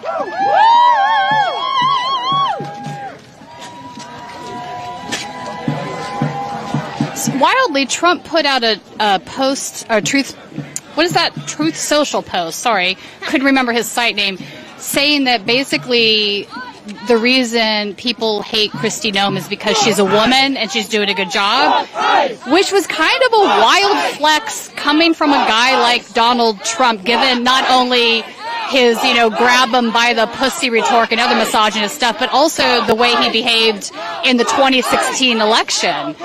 So for him to be kind of sort of pivoting to that as a justification or reason as to why people are disliking Kristi Noem, other than the fact that she is just not a great person, let's leave it at that. Do you have thoughts on that as a woman? Definitely. First, I think it's so cute that his social media channel has the word truth in it. Like, no, you guys, it's the truth. Like, I swear. It's the truth. Like, so cute for him. We're all entitled to our own facts in MAGA world. I guess. But I also think it's funny. Of course he thinks we're judging her just for being a woman, because that's what he does. Yeah. If you look at the way people talk about other people, it really reflects how they treat people. So I'm sure he mistreats people just for being a woman. And his mistake is that most of us do not. Right. That's the thing. Like, I've often wondered about why. Sometimes, let's be honest, there is very much real misogyny in the world. I've seen it, I've experienced it. I'm not saying there isn't, because there definitely is. But not everything is because of misogyny, right? There's also other reasons for people to not like somebody else. And this is a guy that used to sort of tend to that latter idea, not the former one. So I just thought it was a strange pivot. Yeah. It's a deflection. It's a normal tactic to be like, no, it's not this, it's this. Like, he just is such a little whiner baby who can't, just stand behind his, actions, or doesn't understand why other people stand behind their actions. So then he's just got to come up with his dumb little way of justifying it. And it's like, it's because she's a woman, isn't it? It's like, I bet that's how you would treat somebody that you didn't like what they, I don't know. I just think it's like, I don't even like fluffing and talking about it, giving it any air, because it's just such a deflection. Like, no, it's not because she's a woman, idiot. So dumb. It's just dumb. There's a Gaston flag over here. Well, thank you so much for talking with us. Appreciate your time. We're going to kind of walk up here to the start of the protest. That was one of the organizers we were speaking with. That is sort of a take on a Gadsden flag. The Gadsden flag is the one with the snake, the yellow one, that says, "Don't tread on me." This one says, does it say "tread on me, Daddy"? I don't have my glasses on. Yes, okay. I keep thinking that at some point we are going to see an upside-down Gadsden flag at one of these protests, because truly, it is insurmountably the case that we are blasting through constitutional rights of Americans right now, whether it's the First Amendment, whether it's the Fourth Amendment. it's you know, the 10th Amendment, state rights, right? Now they're trying to overturn birthright citizenship, the 14th Amendment. Yet this crowd of right-wing sort of militia folks thus far have not really been joining in, but I think at some point there will be a bridge too far.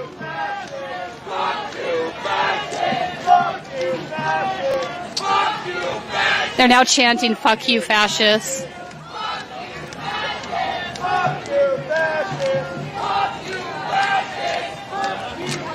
We are now turning onto the famous Nicollet Avenue that runs through the Powderhorn and other areas of Minneapolis.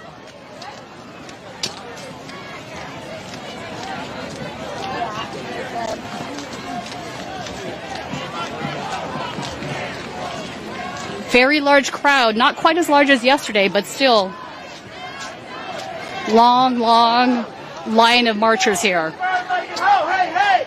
Ho, ho! Christy Dome is a bird like a ho, hey, hey! Ho, ho! Christy Dome is a bird like a ho, hey, hey! Ho, ho! This is what you want to be looked at! This is what you feel! Damn body, go to hell! Now saying Pam Bondi, go to hell. Stephen Miller, go to hell.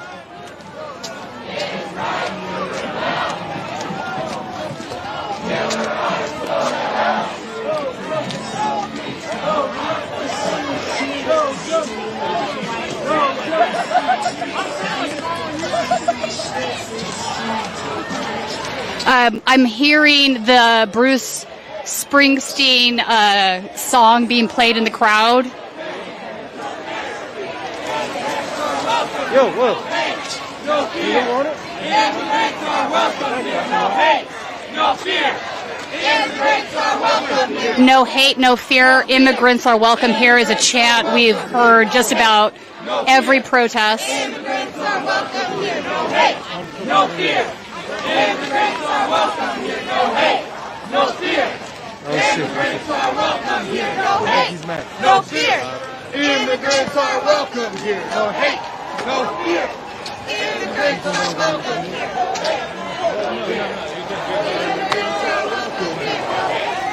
Immigrants are welcome here. Immigrants are welcome here. No hate, no fear. It's slippery out here, folks. The thing happens when it warms up to 10 degrees, like some of the snow starts melting, then it refreezes and it becomes ice, and this keeps happening repeatedly. Underneath the snow is this very slippery level or layer of ice.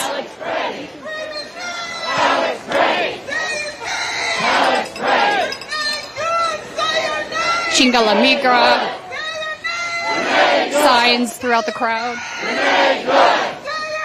Remain good. Remain good. Remain good. Remain good. Remain good. Philando Castile.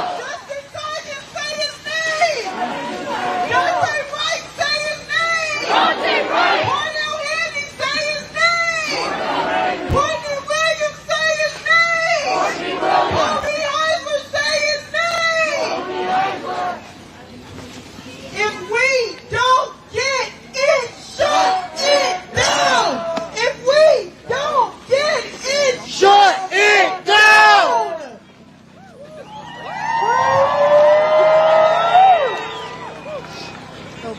the America that we are seeing right now is the America that some of us already have known. The America that we have had to live with. This is the America that human beings have lost their loved ones. And people here in the state of Minnesota have turned a blind eye. There's many politicians that have gone home to their families. There are many local police who have gone home to their families, as many of our families have to live with the evil and the corruption way before I showed up. That's right. And so because they turned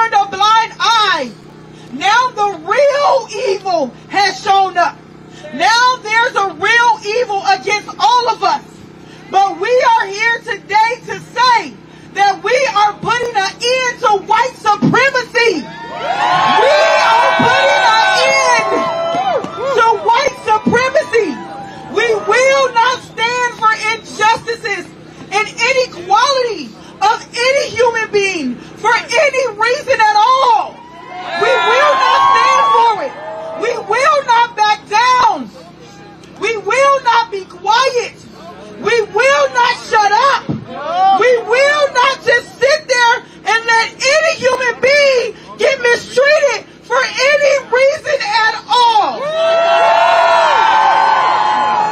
So when we say the Asada speech, when we say listen to the words, listen to the words, we have a duty as human beings.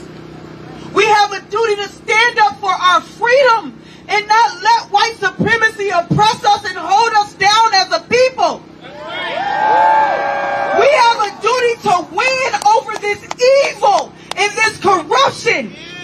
We must love and support each other, not for what we look like, not for what we have or what we don't have, not for our sexual orientation, not for our political beliefs, not for our religion, but as human beings, we must love and support one another. So with that being said, I want to thank each and every one of you for doing what you know in your heart is right, for not sitting back and being quiet when people are being hurt in the streets. That's right. We will not tolerate white supremacy. We will not tolerate evil. We will stand up against evil, corruption, and white supremacy.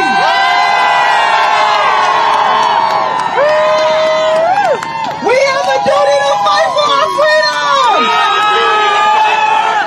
We have a duty to win. We must love and support one another. We must love and support one another. We have nothing to lose but our chains. We have nothing to lose but our chains. We have a duty to fight for our freedom. We have a duty to fight for our freedom. We have a duty to win. We have a duty to win. We must love and support one another. We must love and support one another. We have nothing to lose but our chains. We have nothing to lose but our chains. We have nothing to lose but our chains. We have nothing to lose but our chains. We have nothing to lose but our chains. We have nothing to lose but our chains. We have nothing to lose but our chains. We have nothing to lose but our chains. All power to the people. If Renee don't get it, shut it down. If Renee don't get it, shut it down. If Ricky don't get it, shut it down. If Justin don't get it, shut it down. If Courtney don't get it, shut it down. If Kobe don't get it, shut it down. If Jeffrey don't get it, shut it down. If we don't get it, shut it down. Thank you, everybody. Give yourselves a round of applause. Thank you. Very, very passionate speech. You say dare to win, dare to struggle, dare to win, dare to struggle, dare to win, dare to struggle, dare to win, dare to struggle, dare to win, dare to struggle, dare to win. All power to the people. All power to the people. We actually have a Christine Nolan pinata. So we're gonna whip it out after our last couple speakers. Before our last speaker, we are gonna hear from youth with a poem. Thank you so much, Brion, for bringing a poem and a sign.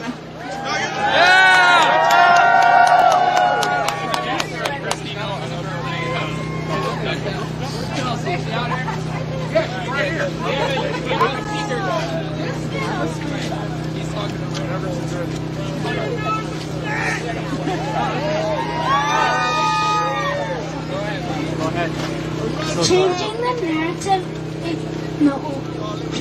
Truth survives by being carried quietly, from person to person, not always shouting, not always trending, but living in conversations, in kitchens, in prayers, in whispered hope. You tried to turn entire groups of people into shadows. You spoke of Somalia like it was only struggle, only distance. Only other, but you never saw the mothers, The fathers, the children laughing in small apartments that hold very big dreams. You never saw the rebuilding, the surviving, the becoming. Because we are not one story, we are not one headline, we are not one label. You can flatten into fear. This land is everyone's. No one is illegal on stolen land. That's right.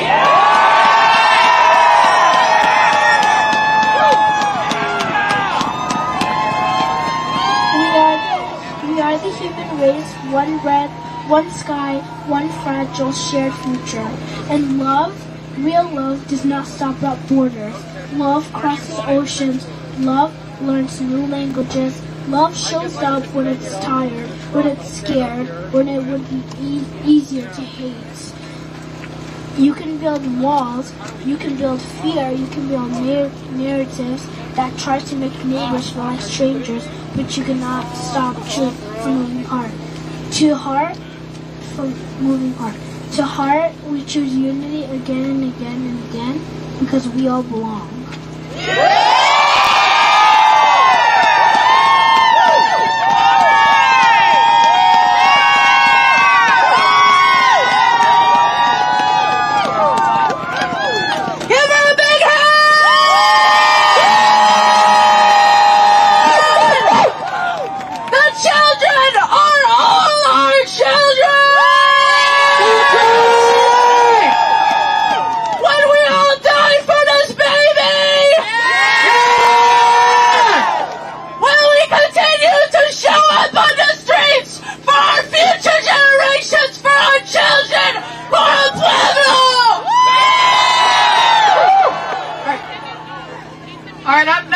Our last speaker from Twin Cities Coalition for Justice. Give it up for Jay!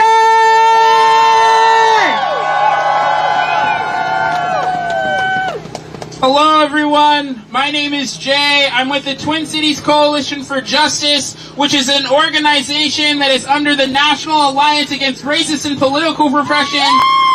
We are also proud members of the People's Action Coalition Against Trump. As a member of both TCC4J and PCAT, I want to explain why we organize mass mobilizations against any political entity, Republican or Democrat, that fails to uphold basic principles of human rights and who betray the interests of everyday working people. The reason that we protest is not because we believe protesting alone is enough.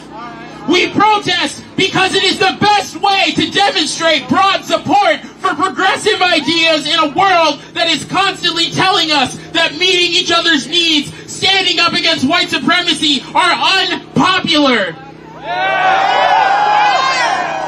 When we mobilize thousands to the streets, and those thousands of people all support our immigrant community or stand against police brutality, whether it's MPD or ICE, it exposes the lies and excuses of our political machine. It shows us that both our current corrupt government and its enablers on both sides of the aisle, that they will get nothing from us, not our votes, not our money, not our compliance, until they submit to the will of the people who pay for their positions. But simply demonstrating solidarity in the streets cannot be and should not be the only tool in our arsenal. This is why we also fundraise for mutual aid that keeps our neighbors housed and fed during this crisis. It is why we organize defense campaigns for activists targeted by repression, like the Brave Cities Church demonstrators and journalists like Georgia Fort facing charges for doing her duty as a journalist. This is why PCAT partners with amazing organizations like MIRAC and supports the work that they do to train observers to make sure that our immigrant neighbors know their rights. And it's why TCC4J joins the Wrongfully Incarcerated and Over-Sentenced Families Council in call-in campaigns to demand the release of our black elders and Cornelius Jackson, who remains in prison for a crime he did not commit. It is also why the Twin Cities Coalition for Justice works to gain democratic control over the police, not because MPD can be reformed, but because these murderous cops have also brought terror to black, native, and immigrant communities since the days of the slave patrols. There is no reason why, as ICE thugs roam our streets terrorizing immigrant families, that the people actually putting their bodies between ICE and immigrants should be gassed, beaten, or arrested by local police in the name of crowd control. We should not have to watch MPD fail to intervene when ICE violates the due process of our neighbors while they find time to protect ICE, like they did when they allowed the murderer, Jonathan Ross, to leave the scene of his crime instead of arresting him. The naked truth is that this is not the first time our city or our country has been under attack. We must be honest with ourselves. Black and Native communities in this country have always lived under the horrific weight of state violence. From the Tulsa Massacre to Wounded Knee, the Dakota 38 to the Move bombing to the murders of Jamar Clark and George Floyd. We know this boot on our neck well, and we need everyone to care about all victims of violent law enforcement. That's right. The fact is, we can demand that MPD follow the separation ordinance, but so long as our mayor is too busy shooting corny promo videos and looking up new swear words for the cameras to exercise control over his pigs, there is no one to make sure MPD follows separation. We need community control because the people who currently have power over the police do not want to use it. Every dollar that goes toward riot gear, LRADs, and tear gas is money that could be spent on the social services proven to reduce crime in the first place. We pay for these cops to patrol our streets and brutalize us the same way our taxes pay for ICE. As Chairman Frank Chapman of the National Alliance puts it, we cannot abolish something that we don't control. That's right! That's right! The vision for the future that we all share, where the needs of ourselves and our neighbors are met, where we no longer live in fear of violence from our government, where the needs of our planet are put before the greed of corporations, where black, native, Asian, Muslim, queer, disabled, and immigrant lives actually matter. It is more than a slogan. Where the institutions that govern our lives are run by us and not politicians too scared to defend their people. This is in reach only if we are willing to fight for it. So please, join TCC for J and MIRAC in our campaign to strengthen the separation ordinance and gain democratic control over the police so we can put an end to MTV's violence and ICE collaboration. They are dropping a piñata of Kristi Noem's face. We will never, never forget what you have done to our people. We will never forgive you, and we will not stop until you are under our boot. That's right! When we fight, we win! When we fight, we win! When we fight, we win! When we fight, we win! Thank you. The movement proves that when we fight, we win!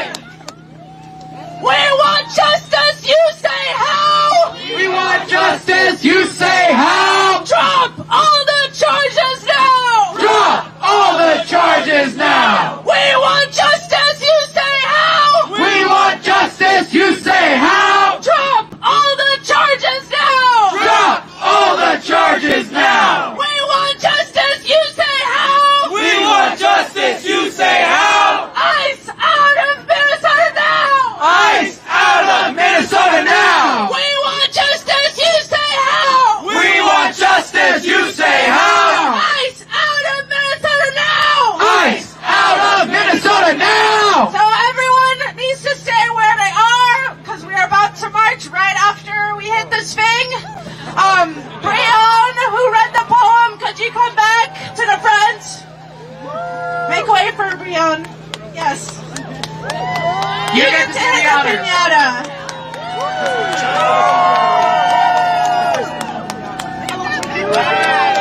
And for the now.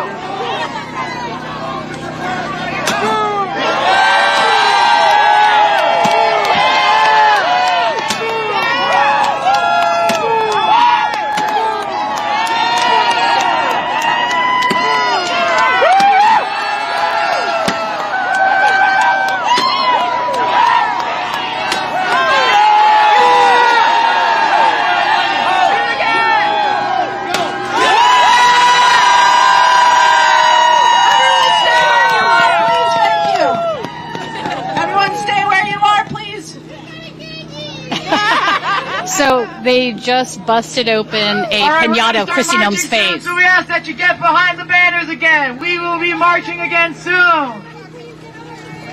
Please get behind the banners. Thank you so much. Let's go that way? Yeah. Should we go up to the... How are you doing? Good. We will say it every time. We will say it every time. Resisting ICE is not a crime. Resisting ICE is not a crime. We will say it every time. We will say it every time. Resisting ICE is not a crime. Resisting ICE is We can get maybe a shot of them marching towards us. We will say it every time. We will say it every time. Protesting. So we are in downtown Minneapolis right now at the Ice Out March, organized across the country today. This is following the general strike march yesterday. There's a couple thousand people out here today. One of the main asks that they have is that the mayor, Mayor Fry, puts a moratorium on rent. A lot of the immigrant population in the city cannot afford to pay rent at this point because they've either not been going to work because they're afraid to go out or not shopping because they're afraid to go out. So it's been devastating for small businesses in the Mercado and Carmel Mall and other places, restaurants. Legalization. Now. What do we want? Legalization. When do we want it? Now. Also breaking news, the 5-year-old that was detained has now been released. That's breaking. Ordered to be released. Not been released yet. Okay. So we'll pay attention to that. No wall. Legalization for all. No troops. No walls. Legalization for all. No troops. No wall. Legalization for all. No troops. No walls. Legalization for all. No troops. No walls. Legalization for all. No troops. No walls.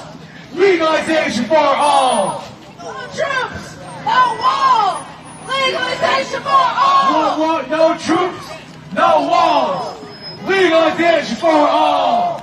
Up with liberation. Up with liberation. Down with deportation. Down with deportation. Up with liberation. Up with liberation. There's that little pothole behind. Down with deportation. Up with liberation. Up with liberation. If you are not a member of Status Coup, we would very much appreciate if you considered becoming a member. It is your $5 a month that allows us to do this reporting across the country, giving the mic back to the people. Yesterday, we lost our expensive mic. It'll probably cost us $700 to replace, for example. That mic had been through a lot. I know I'd taken it into many a messy situation, but I think just the snow melting and the water getting into the circus tree just fried it yesterday, so we're going to have to replace that guy. I know we've probably spent, I don't know, over $10,000 being here in Minneapolis. Oh my gosh, okay, we've spent $25,000 being here this month in Minneapolis so far, and we're going to stay here. So please consider joining as a member. statuscoup.com/join. Stand up, fight back. What do we do? Stand up, fight back. Our neighbors are under attack. What do we do? Stand up, fight back. Our neighbors. So one of the organizations that is sponsoring and organizing this today, MIRAC, has actually been doing immigration rights work for 20 years. So they are not a new organization that sprung up in response to ICE, but rather they've been around for a long time trying to get more legalization of immigration into the country, because that's been a struggle for a long time. Stand up, fight back. Stand up, fight back. Stand up, fight back. Stand up, fight back. Stand up, fight back. Stand up, fight back. Stand up, fight back. If us don't get it, Shut it down. if us don't get it, Shut it down. if us don't get it, Shut it down. if us don't get it, Shut it down. if they don't get it,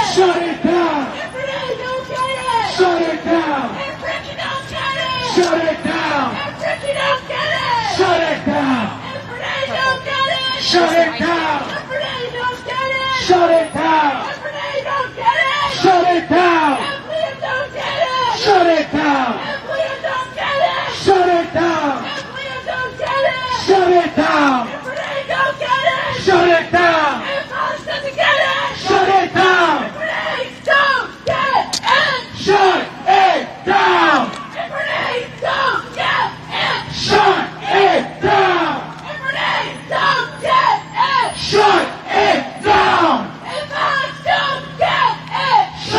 it down. There is only one solution. There is only one solution. There is only one solution. Immigrants lead the revolution. They've been out here for a couple hours now. The call and response is a little bit slower than it was. Immigrants lead the revolution. There is only one solution. There is only So Kristi Noem has been the target of many signs today, including a piñata of her face that the young poet broke open, hitting many times. Many chants about some of the things she's done. We talked earlier with one of the organizers about Trump's Truth Social post in regards to saying that Kristi Noem was being targeted because she was a woman doing a good job, which is just, I'm sorry, that's just not true. As a woman, I'm saying that's just not true. Like, there is misogyny in the world, and then not everything is about misogyny, you know. Sometimes people are just doing bad things. Down, down with deportation. Up with liberation. Up with liberation. Down, down with deportation. Down, down with deportation. Scream if you stand for the truth.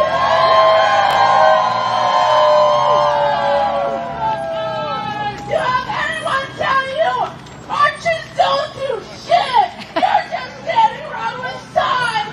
Spit on their face. Tell them shame! Tell them the movement is growing, and we have been here, and we will always be here!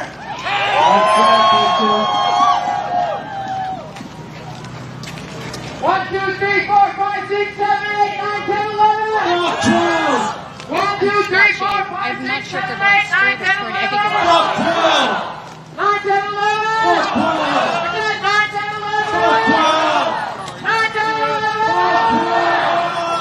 We are currently marching down First Street.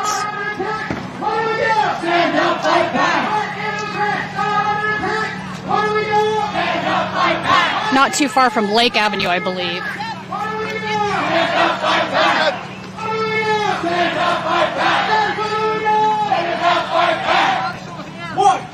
Oh, there you are. Oh, are we turning this way? We're going this way? Okay. So we are turning.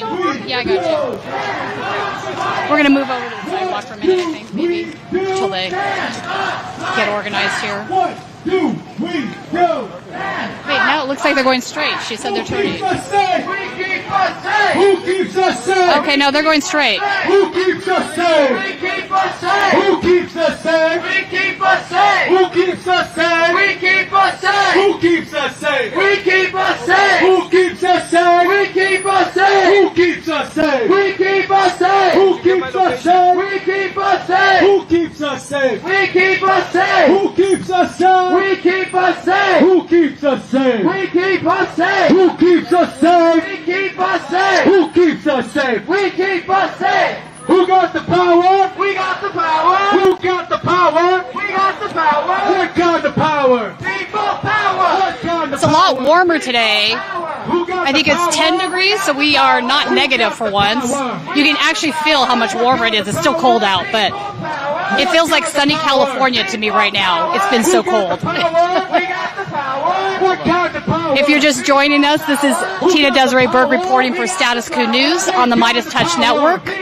We are at the Ice Out protest in downtown Minneapolis. Who got the power? We got the Thousands of people are out here on the street right now marching.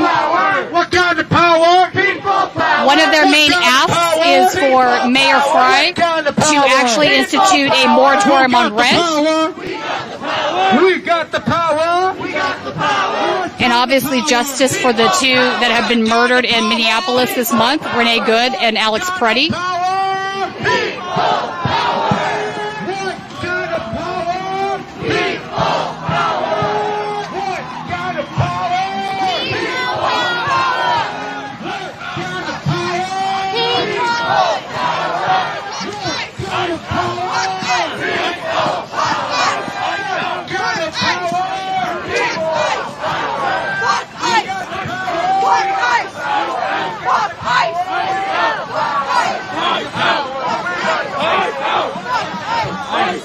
So this is a breaking news that I think is actually something that's been building for a minute, but it's a change in direction. A small-town police chief in Minnesota appears to be the first to intervene on behalf of a resident to prevent them from being arrested by federal immigration agents. So this is a local law enforcement officer in the city of St. Peter. This happened on Thursday afternoon, prevented a federal immigration agent from arresting a local resident. The local resident was filming the agents. So this is a change in tactic. In the past, we have seen local law enforcement just not doing anything to prevent these federal agents from breaking the law. Oftentimes breaking up protests to prevent them from happening. But this is the first incident that I know of that a local police officer has intervened and not allowed the ICE agent to arrest the resident. I think we might be seeing more of that. You know, one of the things that you notice is that these DHS agents, I don't know what stripe they are sometimes. They're either ICE agents, they're Border Patrol, God knows what, HSI, ERO. But because they aren't clearly identified and they're wearing masks and they have, nondescript flak jackets on, it's hard to know what division they're with. But they've been breaking a lot of laws. I had filmed a group of them urinating in a public park in Los Angeles, for example. If a regular citizen had done that, they would have been arrested. The amount of shenanigans surrounding their use of illegal license plates has been documented across the country. I actually did a deep dive for Wired magazine that'll be coming out soon.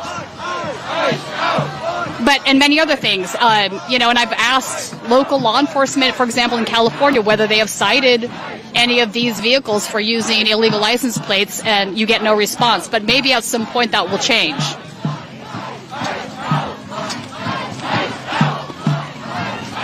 Oftentimes what you hear the Trump administration argue in regards to this is the supremacy clause, which basically means that federal law supersedes state law.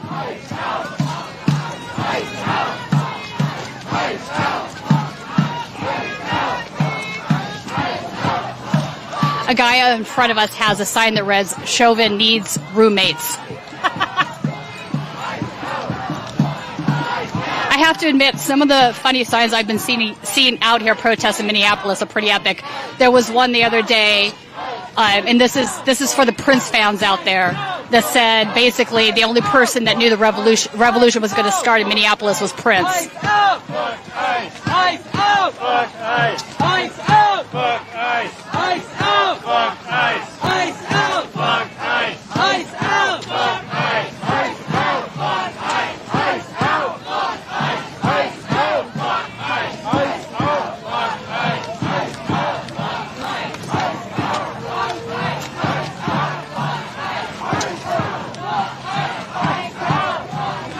ice! People chanting "fuck ice, ice out" as we walk.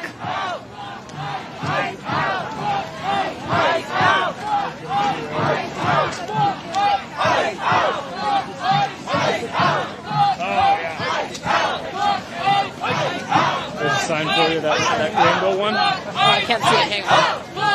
Oh. Okay, that's pretty funny. Are you videoing on that? So you know the supercalifragilisticexpialidocious, even though that song? You used to sing it when you were a kid? Somebody has a sign that basically says supercalifragilisticexpialidocious, sexist, Nazi, POTUS. Let's sing that. Supercalifragilisticexpialidocious, sexist, Nazi, POTUS.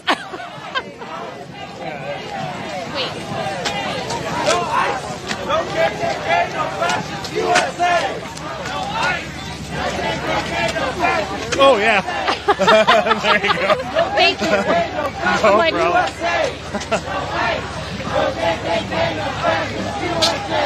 so many great signs in Minneapolis. So creative.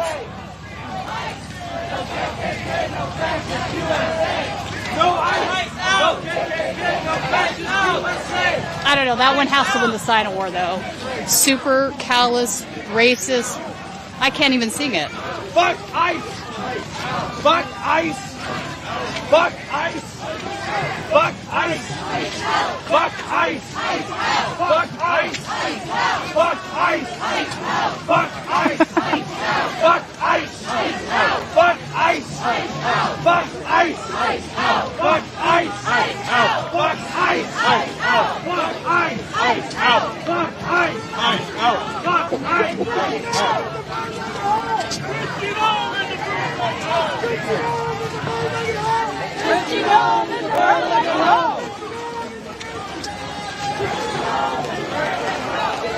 What did they say Christy Nome was what? A bird-legged hoe. A bird-legged hoe?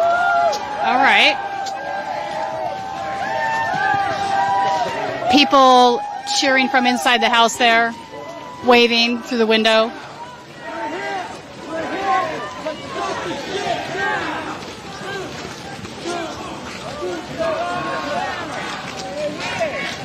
Still lots of signs about the Epstein files.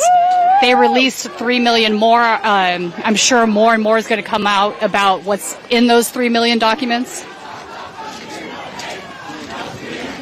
Immigrants are welcome here. No hate, no fear. Immigrants are welcome here. Hey, here. Welcome here.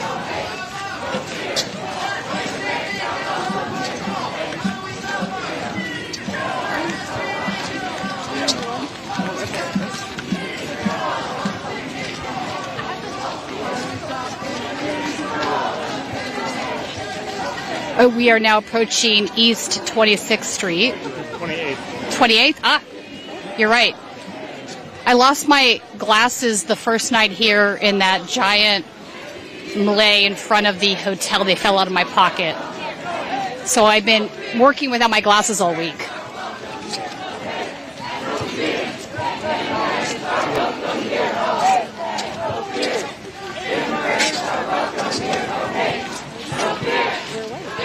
Sorry. No fear.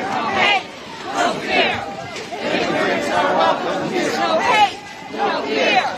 Immigrants are welcome here. No hate, no fear.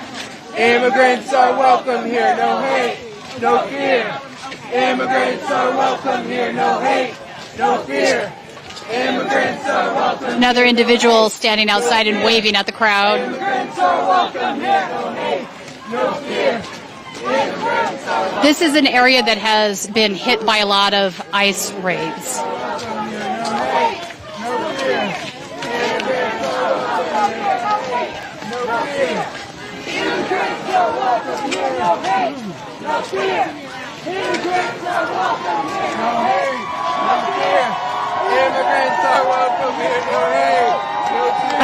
She just came out with a sign. I can't quite make out what it says, but everybody started cheering. It's that image of that grotesque image of Christy Nome's face caricaturized. I believe made popular by South Park, but okay, the South Park Christy Nome. Okay, that's pretty funny. I mean, quite honestly, she sort of caricatures herself. Wait. Shut it down! Shut it down! Shut it down! Shut it down! Shut it down! Shut it down! Shut it down! Shut it down! Shut it down! Shut it down! Shut it down! Shut it down! Another individual waving at us from inside her home. It is likely many of these individuals are afraid to come out and join the march we are in an area of town that has been hit heavily by ICE raids.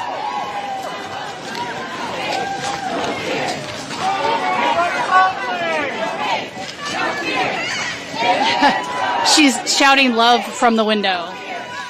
Kisses, I love you guys.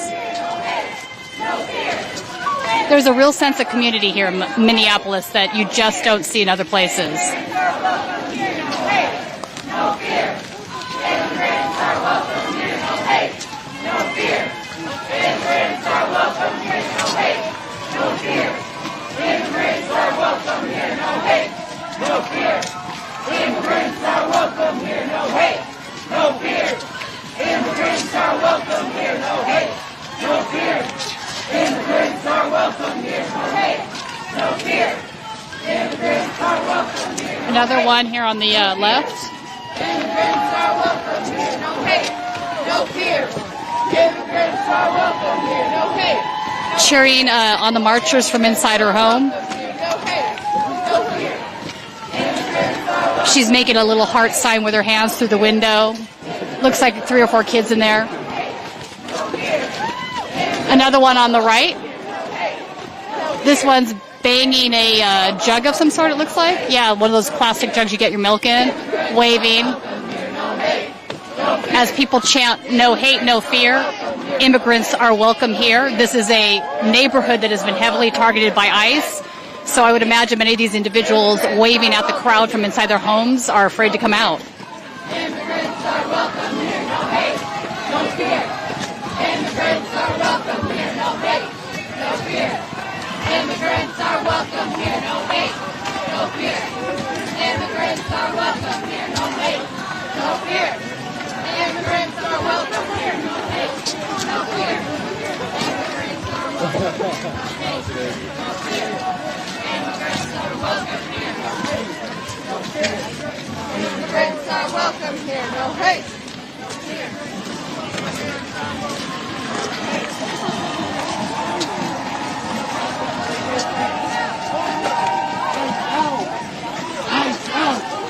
Ice out! Ice out! Ice out! Ice out! Hey folks, this is Will from behind the camera again. I want to thank everybody who's watching on YouTube. We are just 200 YouTube subscribers away from hitting the 700,000 mark, and that is so exciting for us. So if you're watching and you're not subscribed, please consider just clicking that button and helping us hit that threshold. Seeing all those subscribers really means a lot to us, helps us stay motivated out here in these Minneapolis streets as we march in the cold along with the community. Just those subscribers mean so much to us. And if you're already subscribed, please consider becoming a member and helping us support our work with just $5 a month.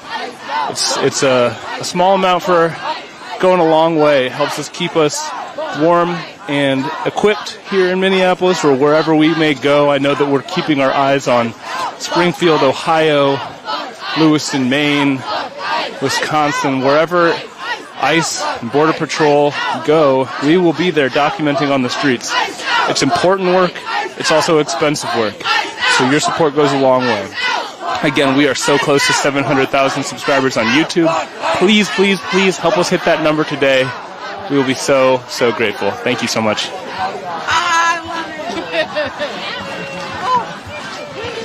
Hello, kitty.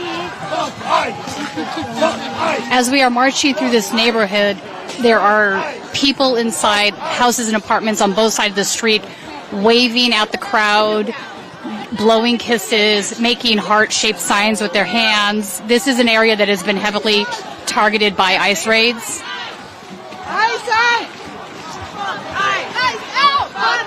There's some in this apartment building. We have a sign that says "Fuck ICE," "ICE out." People waving from the top floor down at the crowd.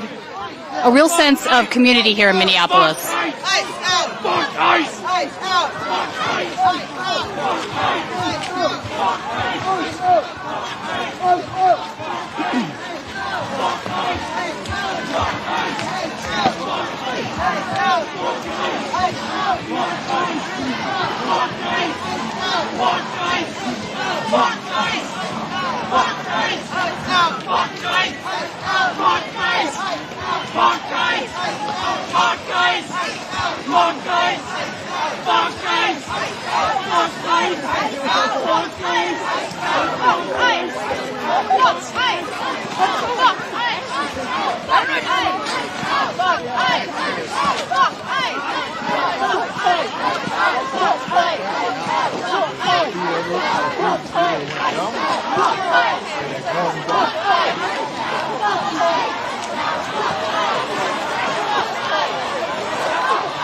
I just see people running.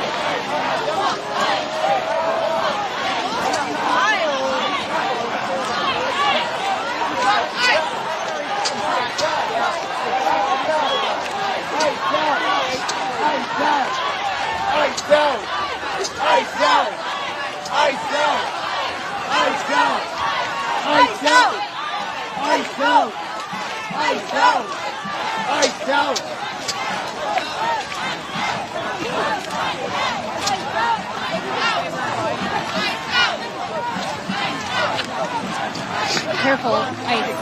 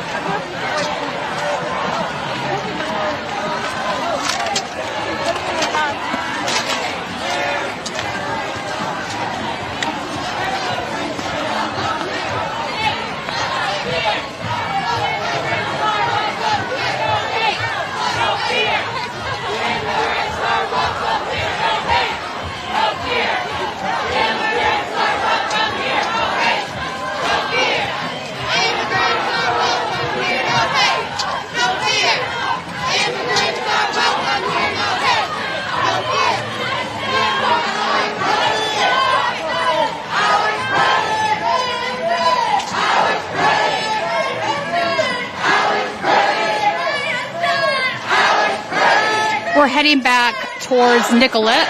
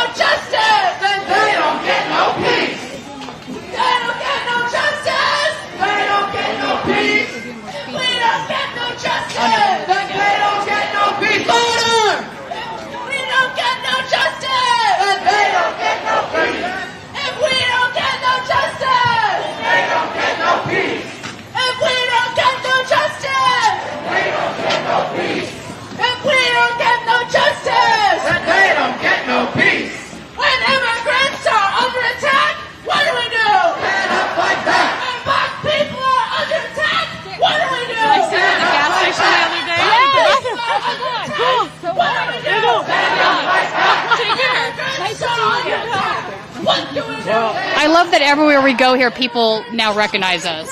You can. People just walk around, yeah. Somebody on the truck is now holding an upside-down American flag, which is the symbol for distress. Our democracy is in distress. All right, we're now at 26 and Nicollet. There's a lot of police up here, it looks like. The Alex Preddy Memorial. Okay, so we're walking by the Alex Preddy Memorial. So I think the police are just here because they've been here since the memorial was set up. So not necessarily because there's protesters here.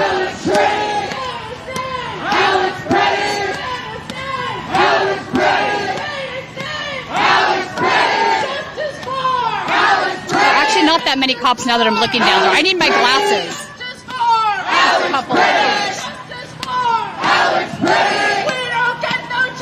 So as we are now stopped in front of Alex Preddy's memorial, people are chanting for Alex Preddy justice. They don't get no peace. If we don't get no justice, then they don't get no peace.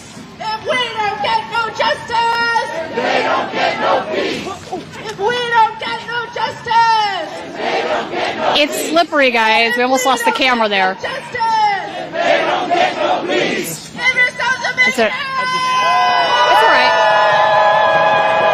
That was a good save, but that's... It's just looking at this corner of the sky. Okay. Oh, I see. Okay. All right, we're back, folks. 60, 80 years until we get... Will almost sacrificed his body for the camera just now. Give Will some love. Control of the police. Justice to one is injustice to all.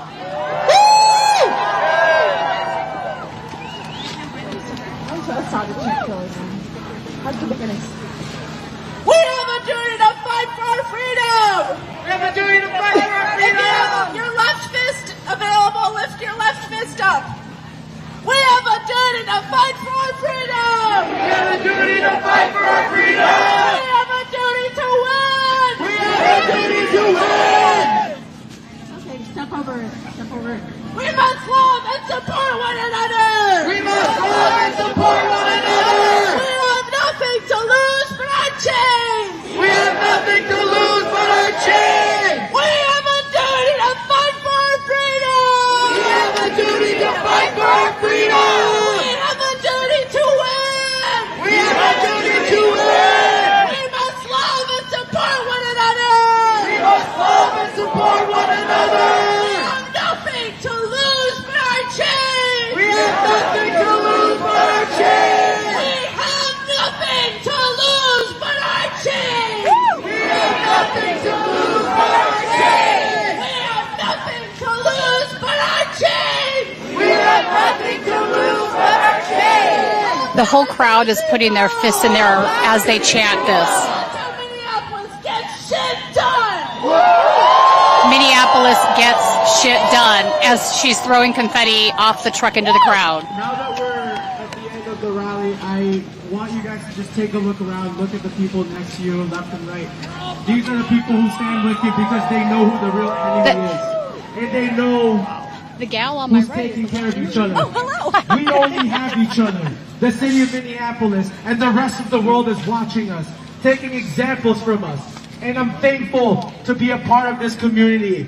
We have some ladies dressed like maidens from The Handmaid's Tale here. Don't forget to give yourself some grace and love. I know it's a hard time. ICE is around every facet of our lives, but that doesn't stop us. When you can make it in Minneapolis, you can make it anywhere.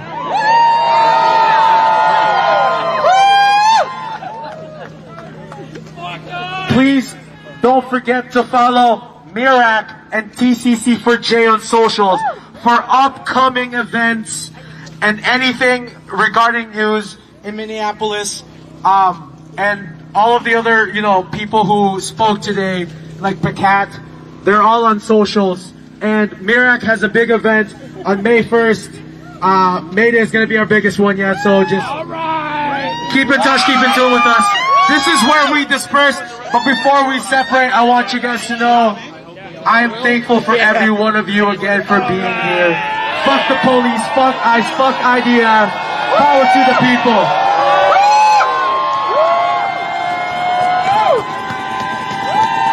Eat your vegetables. Eat your vegetables.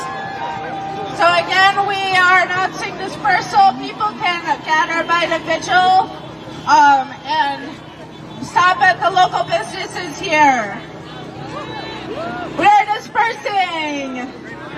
Everyone listen up for a second, please. Do you want to... We are encouraging everyone to keep joining our fight, keep joining the movement. If you want to join the movement, if you want to know what's next, join an organization, join TCC for J, and join Mirac. Woo!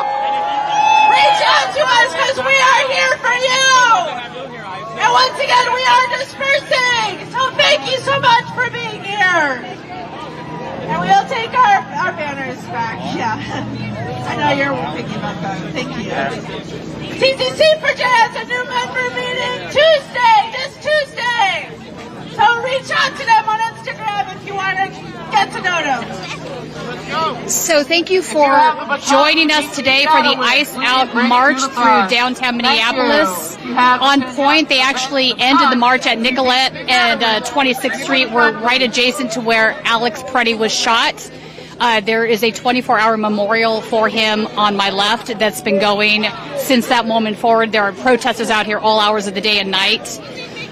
You know, the theme today, in addition to ICE Out, was that they are asking for Mayor Frey to put a moratorium on the rent. So one part of this aspect that's not quite as discussed as much as the ICE agent violence is that a lot of the immigrants are afraid to come out to do work. They're afraid to come out to do shopping. They're staying inside their homes. And as we walked down the street, we were on both sides seeing people inside their homes waving at the protesters, doing little heart signs with their hands, blowing kisses. And I would imagine that a lot of these individuals are those folks. They're afraid to come out, right? This area has obviously been heavily targeted by ICE raids for the last 2 months. So that has had a devastating effect on the community. I love this little gal here. She had this beautiful poem that she read earlier, and they broke the pinata of Kristi Noem's face. We have some breaking news. ICE expands power of agents to arrest people without warrants. So this is, I'm going to look at this real quick because this is actually huge news if that's the case. This is the New York Times reporting this. Amid tensions over President Trump's immigration crackdown in Minnesota and beyond, federal agents were told this week that they have broader power to arrest people without a warrant, according to an internal immigration and customs enforcement memo reviewed by the New York Times. The change expands the ability of lower-level ICE agents to carry out sweeps rounding up people they encounter and suspect as undocumented immigrants, rather than targeted enforcement operations in which they are set out warrant in hand to arrest a specific person. So now that I've read that, I'm going to say they were doing that already. In Los Angeles, they were arresting all kinds of people without warrants. They would roll up on the sidewalk, grab the guy at the taco stand, other street vendors, flower vendors. They were even arresting folks that were American citizens and taking them down to the detention center and holding them there for 2 days. So I would say that this was already going on, but maybe it's going to get worse now because they're saying the quiet part out loud. I don't know. They have plowed through so many constitutional rights at this point. They're now saying that they can enter a private home without a warrant. That is an absolute crossing of the line with the Fourth Amendment. We've seen them arrest journalists, absolute crossing of the line with the First Amendment. They're now arguing that Alex Preddy was a domestic terrorist and going to do some mass killing simply because he had a legal firearm on him. And I think the important part of that is they wouldn't have even known that if they hadn't tackled him and hadn't been beating him. That became apparent through that interaction. So this is, you know, MAGA is a group of individuals that claim to be about freedom and constitutional right, but are clearly not. They don't seem to understand that eventually, if these rights are eroded for other groups, it will come for them. So we're live right now. I'm just signing off, sorry. So I'm going to sign off now because they need to clear the streets. Thank you for joining us today. If you're not a member, please join, and we will see you at the next thing. Thank you. I got you. We're just...